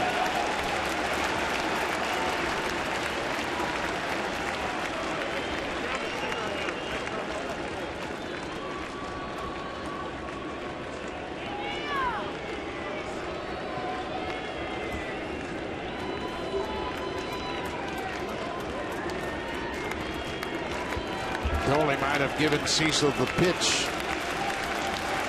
Not chancing a side. They're set. What a job by the Blue Jays bullpen.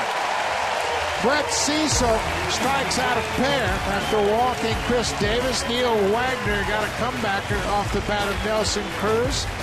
The inning ends on a wicked breaking ball from Brett Cecil.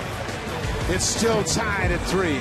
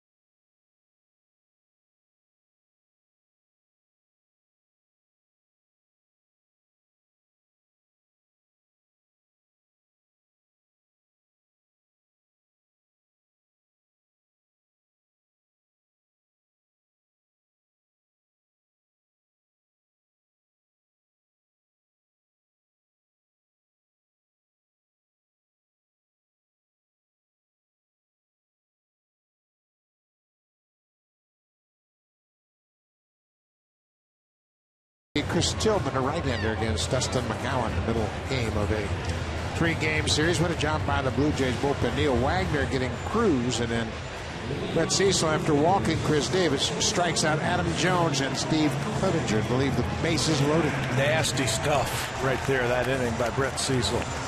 Get out a tough jam. Bottom of the 7th.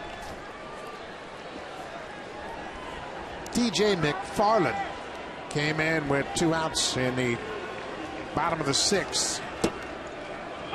Delivers a strike to Jose Reyes. Blue Jays have just 4 hits. 1 swing of the bat. Edwin Encarnación, his first home run of the season, came in the 6th. Reyes drives this deep to right. Marquez shuffling back, gets there and makes the catch. 1 down. Miguel Gonzalez, like R.A. Dickey, breezing through the game. Through 5 innings, he was nearly perfect, and then had trouble in the 6th. Goes 5 2/3, allows 4 hits, 2 earned runs, 3 runs overall. Walked 2 and struck out 7. Error set up that last inning. We talked about him breezing right along, an error to open the inning, and then 3 quick runs. Buck Showalter's had to go to his bullpen once again. Melky Cabrera got things started in the 6th. He reached on an error. And then Bautista had a broken bat single to center. That set the table for Edwin Encarnación. 2 perfect pitches.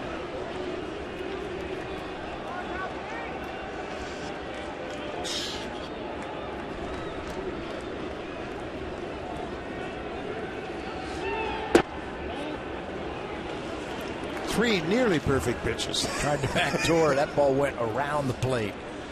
Pretty good pitch right there by McFarland. Again, a starter in the minor leagues.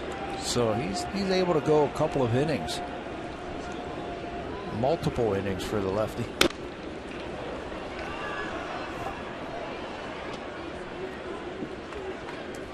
Orioles used 5 relievers in yesterday's ball game against the Boston Red Sox to cover 4 innings.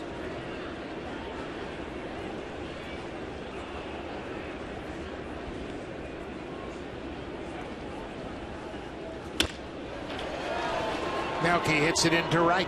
Markakis nearly in his tracks. 2 down.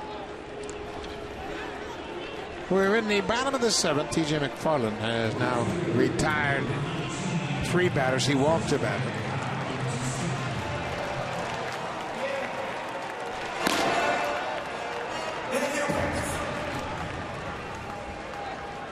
Orioles bullpen is working. Blue Jays as well.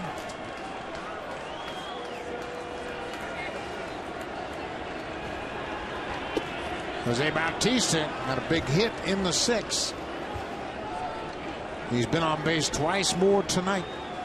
Well, he's measuring McFarland right now, telling him to get that sinker up just a little bit.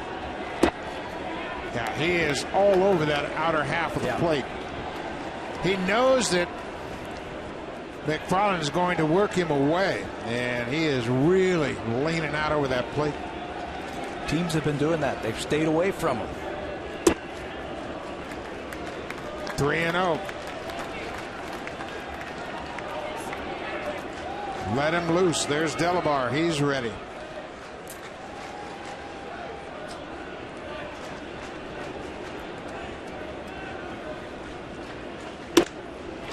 Another walk for Bautista.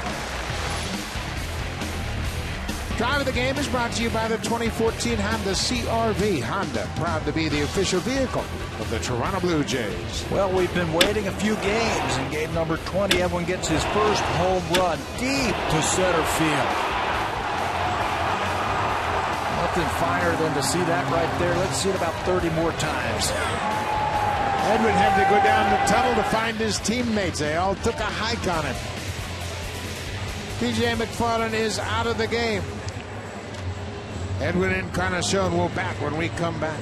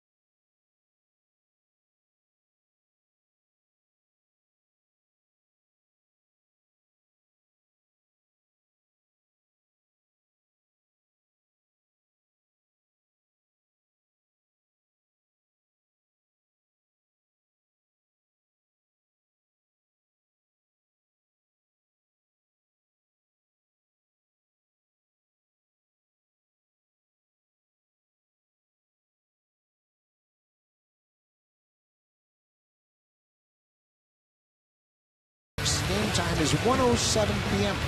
There are special kids prize tickets in the 200 and 500 level outfield seats after the game. Kids 14 and under can run the bases just like the pros. Call the Blue Jays today at 416-341-1234. Or you can always get your tickets by logging online at bluejays.com.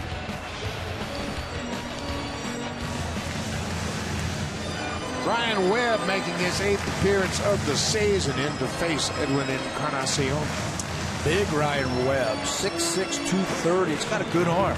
Fastball, slider. You'll get a lot of strikeouts. You can see that strikeout to walk ratio. 8 strikeouts and just 1 walk. He's going to be around the plate. This is power versus power right here. Edwin Encarnación hit his first home run of the season in his 86th at-bat.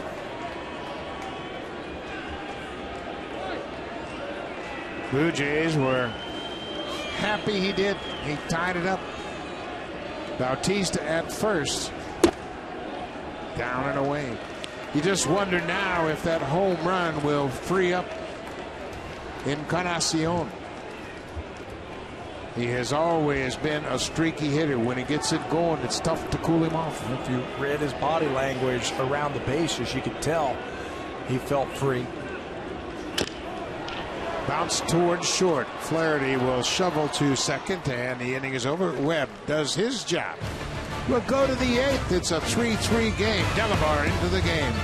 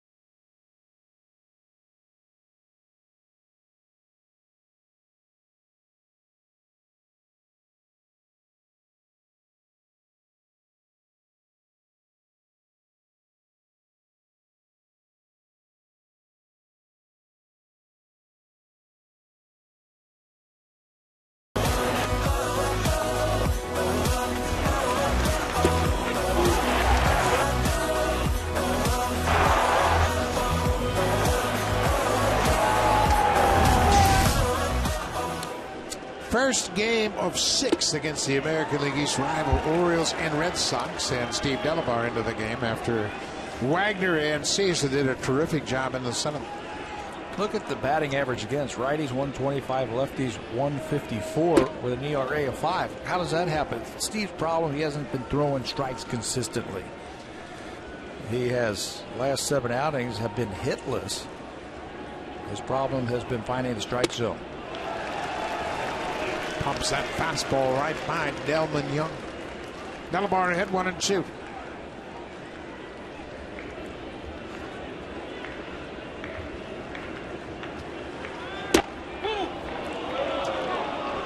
Ball. Tough pitch. Pitch tracker suggests it might have been strike 3.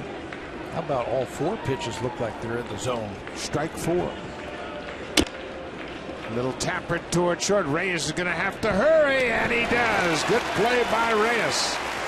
Reached back for a little extra and threw out Young at first. No substitute for a good arm, and a shortstop has to have a good arm. We saw this earlier where he went in a hole and made it out, and this time on the run. Get over there to get a fast runner. Reyes gets a lot on that throw, throwing off the wrong foot. He just pure arm strength throughout Young. Ryan Flaherty walked in his last at bat.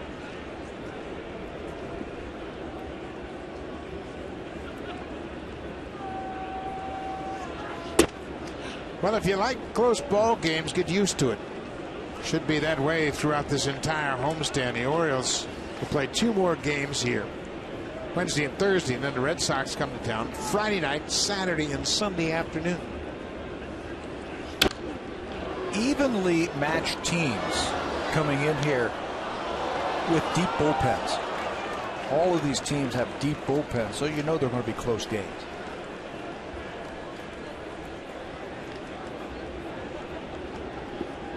The entire division separated by 2.5 games, top to bottom. 3-1.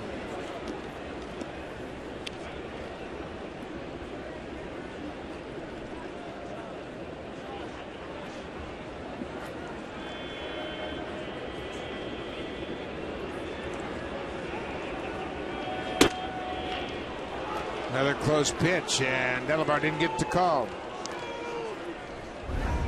The pitch tracker has been busy tonight, and it's brought to you by Acer, official partner of the Toronto Blue Jays. Steve Delabar has thrown what looks to be a lot of strikes this inning. He has 1 out and 1 walk. We know Jonathan Scope, he's up there hunting fastballs, looking for that first pitch fastball. Anything close, he's swinging. Hot shot could be 2. Wicked hop. Reyes to first in time. Jonathan Diaz stayed with it. That ball hit the chalk line in front of him and kicked to his right, but he stayed with it to start the 4-6-3 double play. What a play by Diaz, and then Reyes finishes it off.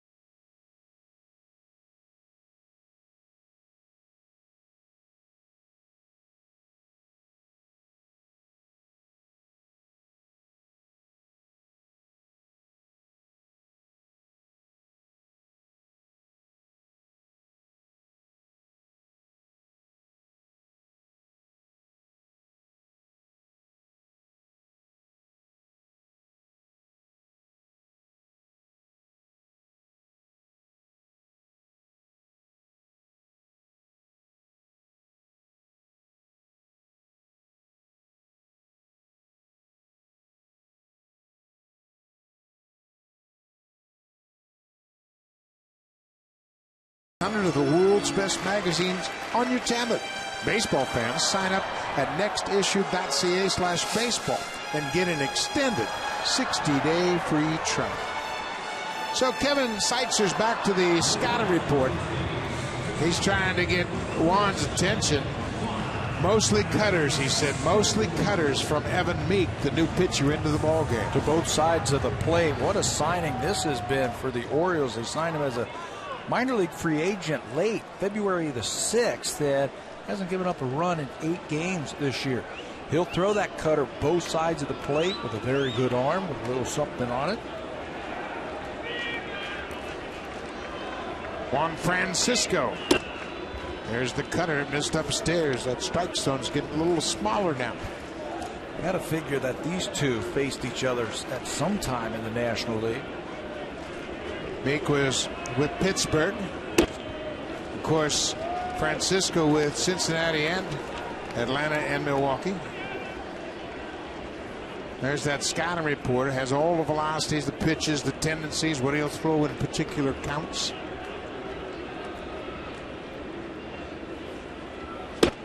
Whoa. 88 and right under. Hard cutter. 2 balls and a strike. Francisco just missed a home run back in the 4th. Hit it off the top of the wall in left center. That's a 90-mile-an-hour cutter. That's tough. Yeah, you swing at that and you foul it right off your foot. Going to have to catch it early. Get it out in front.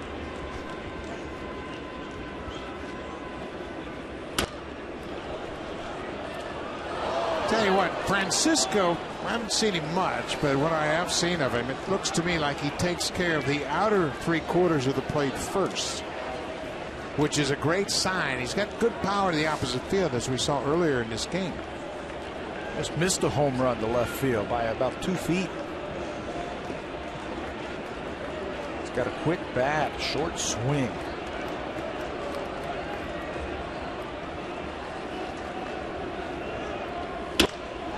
That's driven toward the alley in left center. It's going to get down over Jones. Cruz backs up to play. Francisco has his second hit of the night, a leadoff single. They have to respect his power. They have to play deep. That's where Adam Jones, you can see him playing him to pull. This ball slicing away from him. He makes an effort, bounces off the carpet. Good job by Cruz to back him up. Cruz came a long way to back him up, and good thing he did. That kept Francisco from getting past first, but Francisco 2 for 4 tonight. Colby Erasmus 0 for 2 with a walk. Erasmus had a pair of home runs against Baltimore last week in Oriole Park.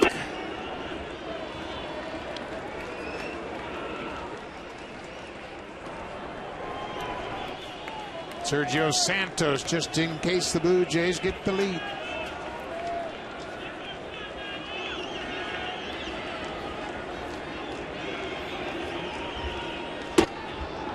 Interesting defensive alignment with Rasmus at the plate. They're playing double play depth, but they have 3 fielders on the first base side of second. Outfield is straight away. Ground ball to the second baseman. That should be interesting to watch them try and turn 2.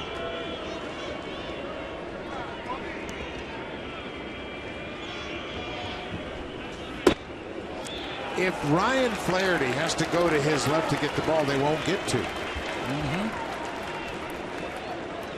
Brett Laurie's on deck. Flaherty is there straightaway second. He's the shortstop playing on the second base side. If he has to go to his glove side, he's going to be taken out of the possibility of a double play. Yeah, even one step. Now it's academic as Rasmus draws the walk, his second walk. Fans are reminded the Blue Jays Honda Super Camps are presented by Baseball Canada and Little League Canada. Sudbury, Ontario, June 20th and 21st at Terry Fox Sports Complex. The instructors include Roberto Alomar, his father Sandy Alomar Sr., Lloyd Mosby, and Denny Boucher. Visit BlueJays.com/baseball Canada for more details. The Toronto Blue Jays are proud supporters of amateur baseball across Canada. Well, Blue Jays got something going here. First and second, nobody out. Brett Lawrie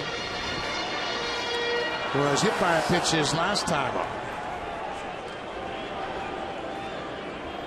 The Blue Jays have already used a pinch hitter, Jonathan Diaz, pinch hit for Ryan Goins in the 6th inning. So they have 2 men on their bench, Navarro and Sierra.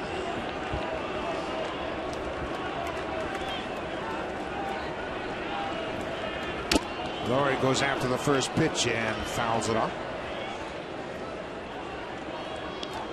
Thought they might bunt right there to try and get the runners up and force the hand of Buck Showalter, but John Gibbons, he doesn't put his players in position if he doesn't think they can handle it. I think he feels more comfortable with Lawrie swinging the bat here. The Blue Jays as a team have 5 sacrifice bunts.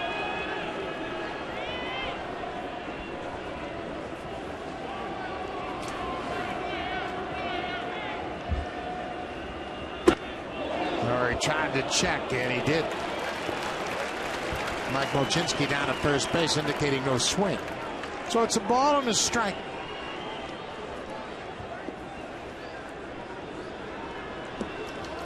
Evan Meek has allowed the first 2 to reach.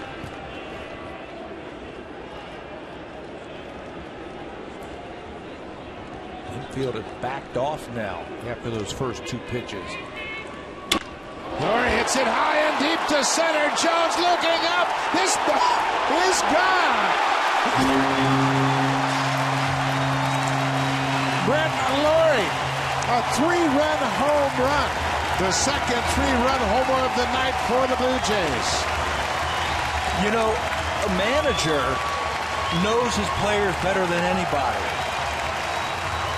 And he knows and he feels more comfortable with Brett Lawrie swinging the bat than trying to sacrifice him into scoring position.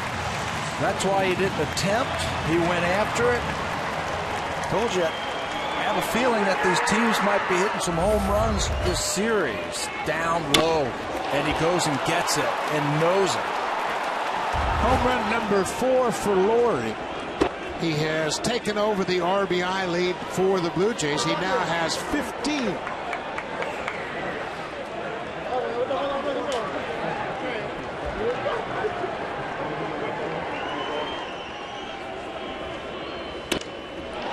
Josh Tolley was his second hit of the night. Meek hasn't retired a batter. Came in here with no earned run average. Hadn't given up a run. Single walk, home run, single. Take a look at that home run one more time. It looked like a cutter that cut right over the middle of the plate. And down.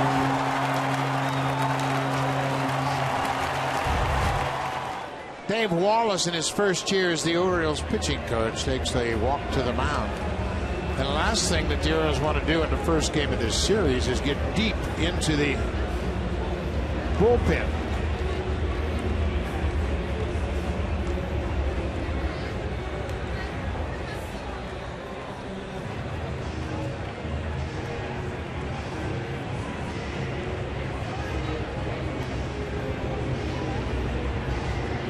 Bautista acknowledging how hard that ball was hit. Lawrie hit it hard. Well, Brett, his 4th homer, 3-run home run. That gives him 15 RBIs for the season, and he takes the lead for the Blue Jays. What's going to happen when he starts hitting? Jonathan Diaz. Still nobody out. Tolley's at first. You would expect Diaz to bunt here. Is to turn the lineup over and get another runner in scoring position.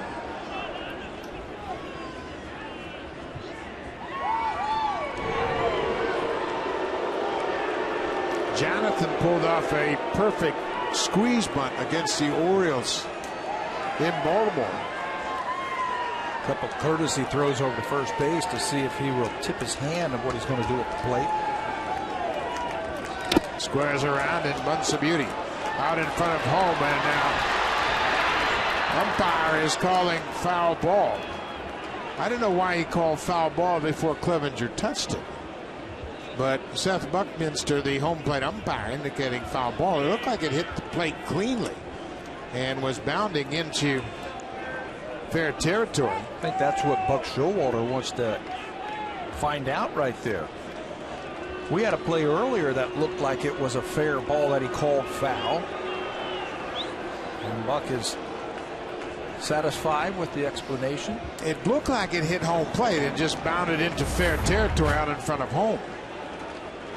Another high pitch. That's a fair ball. Fair ball. Yeah, he was calling it awfully early, too. Hit and run is on, and Diaz gets a piece of it. Josh Tolley was on the move.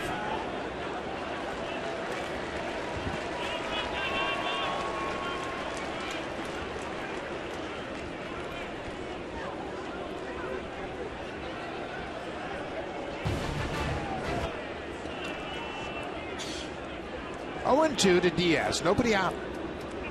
Brett Lawrie has hit a 3-run home run here in the bottom of the 8th. And Diaz tries to bunt with 2 strikes and strikes out.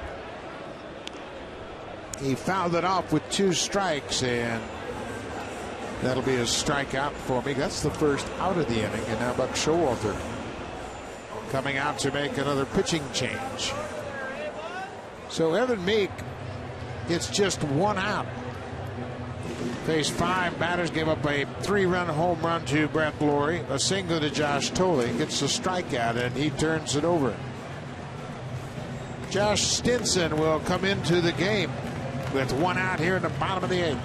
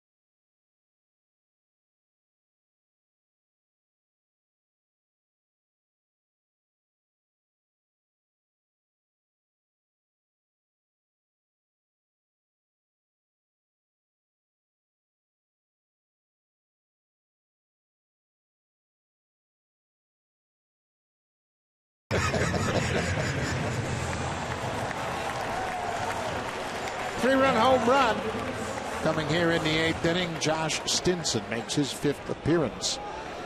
This will be the 4th reliever to work for Buck Showalter here.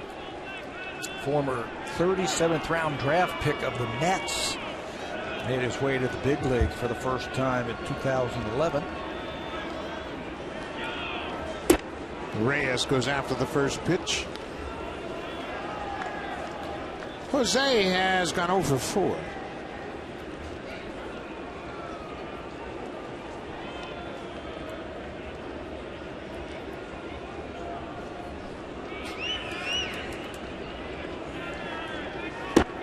Off-speed pitch, and Reyes is way out in front.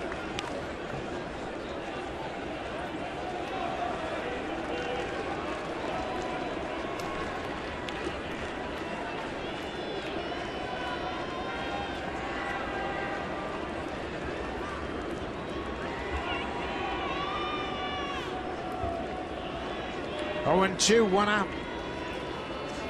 That's down the right field line. That is a foul ball. Reyes hit it hard, just got out in front of it and hooked it foul. Reyes and Stinson were teammates with the Mets in 2011.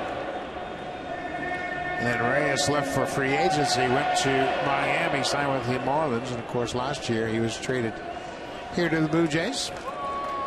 Jose's had a nice game in the field tonight. Had a couple of good plays.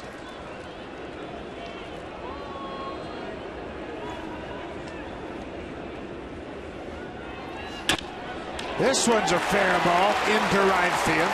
Tolley will stop at second. Reyes has his first hit of the night.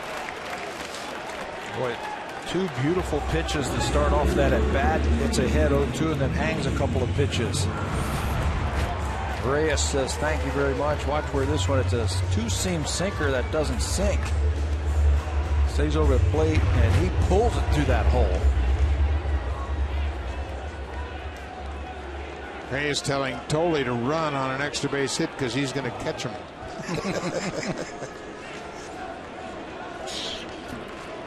One out. Melky Cabrera has gone hitless so far. But Cabrera and Bautista together have been on base 4 times. Coming into this game, they had reached base more than any two teammates in baseball, 72 times. Now it's up to 76. They've been on base a lot. Melky has a hit in every game but one of them. Hitless tonight.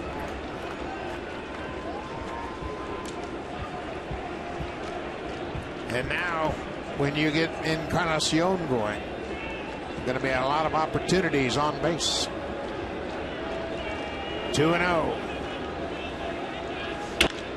Drilled to right field, and this one is high and deep and gone. Another 3-run home run.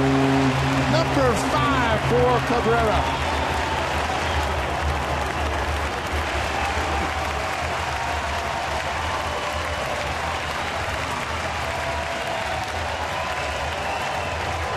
You've heard that term before, back leg in a home run, where you just lay back on that back leg. That's exactly what Melky did. He got himself into a fastball count and he laid back. Watch him sit back on that back leg and then unleash it. Nice little uppercut and finish it off right there.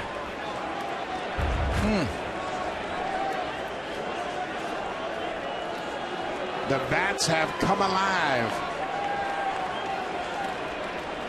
The Blue Jays set a season high with 3 home runs against the Orioles in their finale at Oriole Park at Camden Yards, and they have connected again. 3 more home runs tonight. All 3 of these home runs have been 3-run homers. And Josh Stinson was the guy they roughed up back at Camden Yards also. Jose got him for a 3-run homer in the 8th inning. A 6-run 8th inning for the Jays.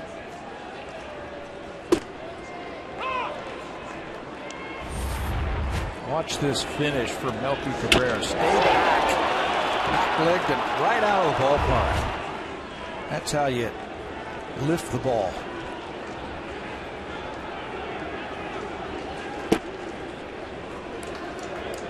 One and 2. Blue Jays now with 9 runs on 9 hits.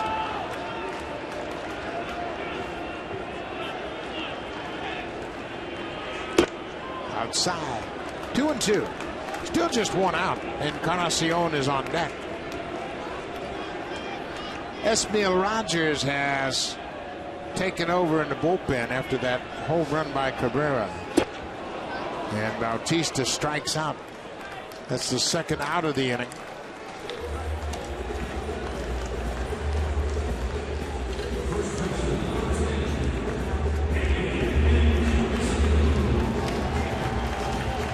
So Edwin Encarnación, he got off the snide tonight, hit his first home run, and it was a big one.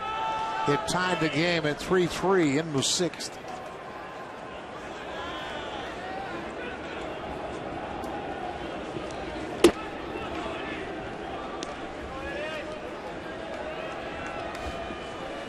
Blue Jays have jumped on the Orioles bullpen.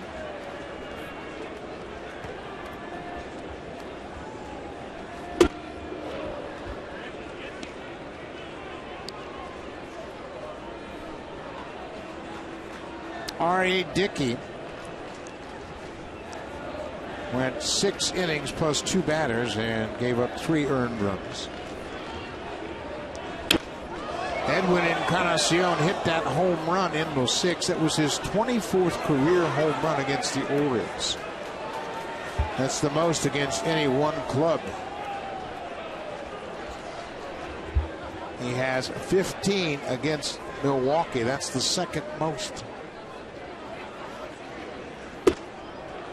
And he's late on that fastball and strikes out. But the Jays busted wide open here in the 8th.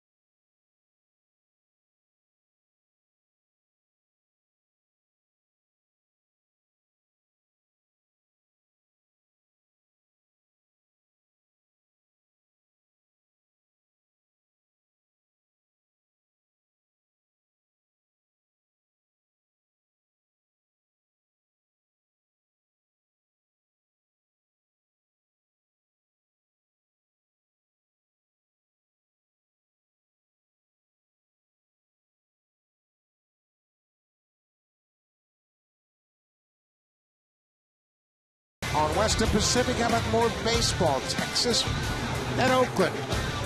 It'll be Nick Martinez for the Texas Rangers against Tommy Malone for the Oakland Athletics. A battle atop the American League West. Oakland has a 1.5 game lead over Texas. Esmil Rogers will make his 8th appearance, and Rogers had his best outing of the year against the Cleveland Indians. He was terrific. Came in and really slammed the door on the Indians. Had a great slider that day, and I talked to him the next day and said he's been fooling around with grips and working hard in between his appearances. Laurie and Reyes having some fun in between the innings as they get ready for the 9th. You can do that when you hit a bomb like Brett did. Rogers had that good outing on Saturday at Cleveland in relief of Mark Burley. Rogers pitched 2 innings, walked a batter, and struck out 4. There's a base hit. Steve Lombardozzi's had some night. Bautista over quickly to cut it off. Lombardozzi has a 3-hit night, and he was robbed of his 4th hit on a good defensive play by R.A. Dickey. Jose still all out right there. Throws his body in front of that hard hit ball by Lombardozzi to hold him to a single. Once again, the bullpen with outstanding work tonight. Wagner, Cecil, Delabar, and now Rogers.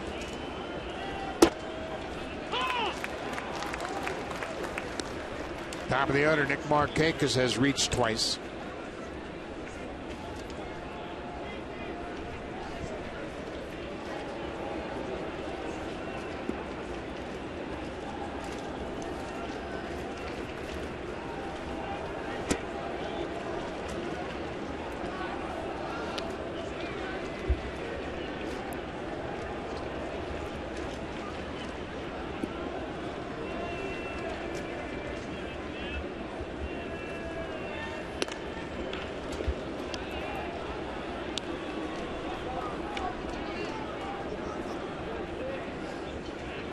Jays scored 6 runs in the bottom of the 8th inning. That's their biggest inning so far this season.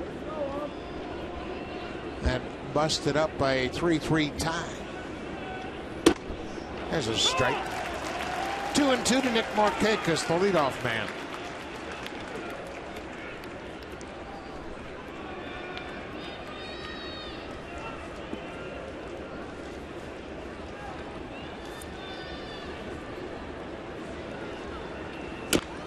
Little squibber off the end of the bat.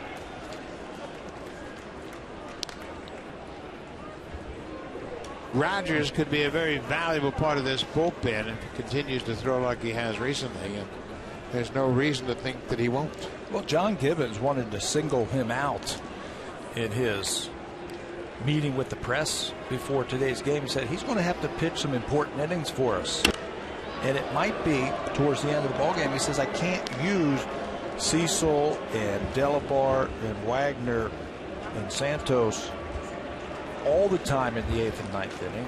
Esmill's going to have to step up sometime. So's Jay Happ and Redmond. Full complement of the whole bullpen. The fly ball into center. Kobe Rasmus is there, and he makes the grab. 1 out now for a preview of what's coming up on Connected. Here's Ken Reed and Amanka Osmek.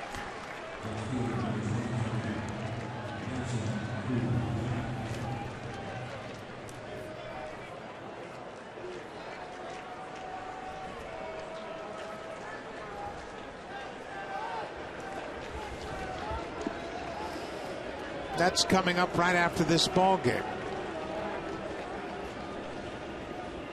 Nelson Cruz.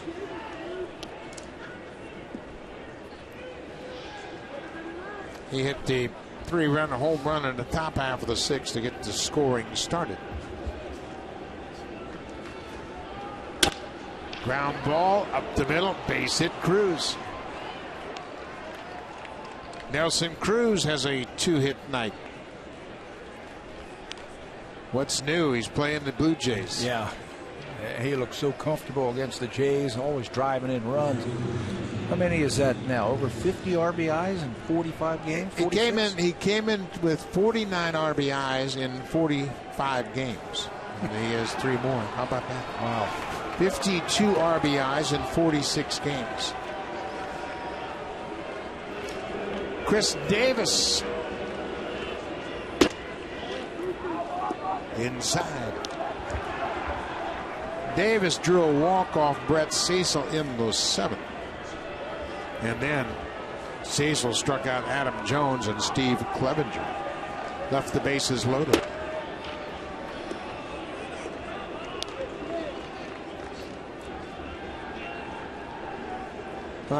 Pete Walker going to come out and try to help Rogers get sorted out here. He got 2 on, and he falls behind 2-0, and now Sergio Santos has to get up again. There's a 6-run lead. And you can see John Gibbons, he wants to win this game, get this homestand started on the right foot. He knows he's going to be in tough tomorrow with the ace of the Orioles going. Chris Tillman goes tomorrow against Dustin McGowan. That was the same matchup these two clubs had in the opener of the 3-game series in Baltimore at the start of that last road trip. That may have broken his bat. Rasmus is going to get there, and that's the 2nd out of the inning. So whatever Pete Walker said did the trick. Davis is retired. He's 0 for 4. Probably said you got to challenge him. Got to use your fastball, even if he hits it out. Still got a 3-run lead. Still have that 3-run lead. You got to challenge them, make them hit their way on.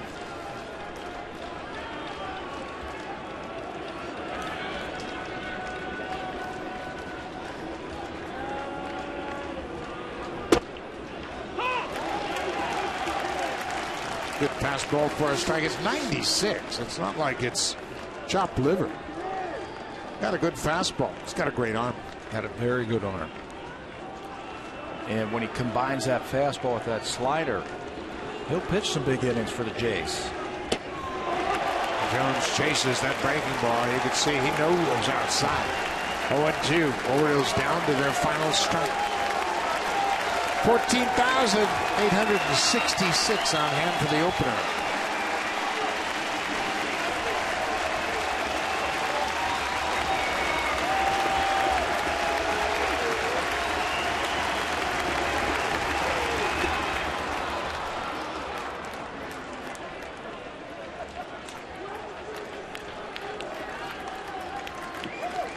Steve Delamar would win it.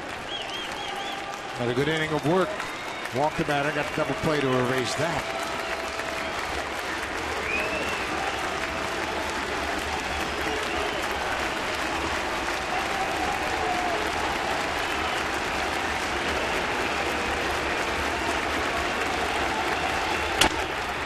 Off the end of the bat, this is trouble. Diaz gets back and it's the ball game. Jones is retired to end the game.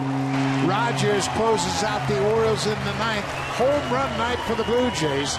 Three-run home runs, a difference in the game. Figured that was going to just be a matter of time before the Blue Jays flex their muscles. And Edwin, he gets off the schneid. He gets his first. Brett with a big one, and Melky Cabrera. R.A. Dickey did his part. Pitched deep into the game, into the seventh inning, but the offense comes up late in the game to help for the win. Edwin Encarnación with his first homer of the season, tied it up at 3-3. Stay tuned. It's connected on Eastern Ontario. More baseball on Western Pacific. Thanks for watching. We'll see you tomorrow night.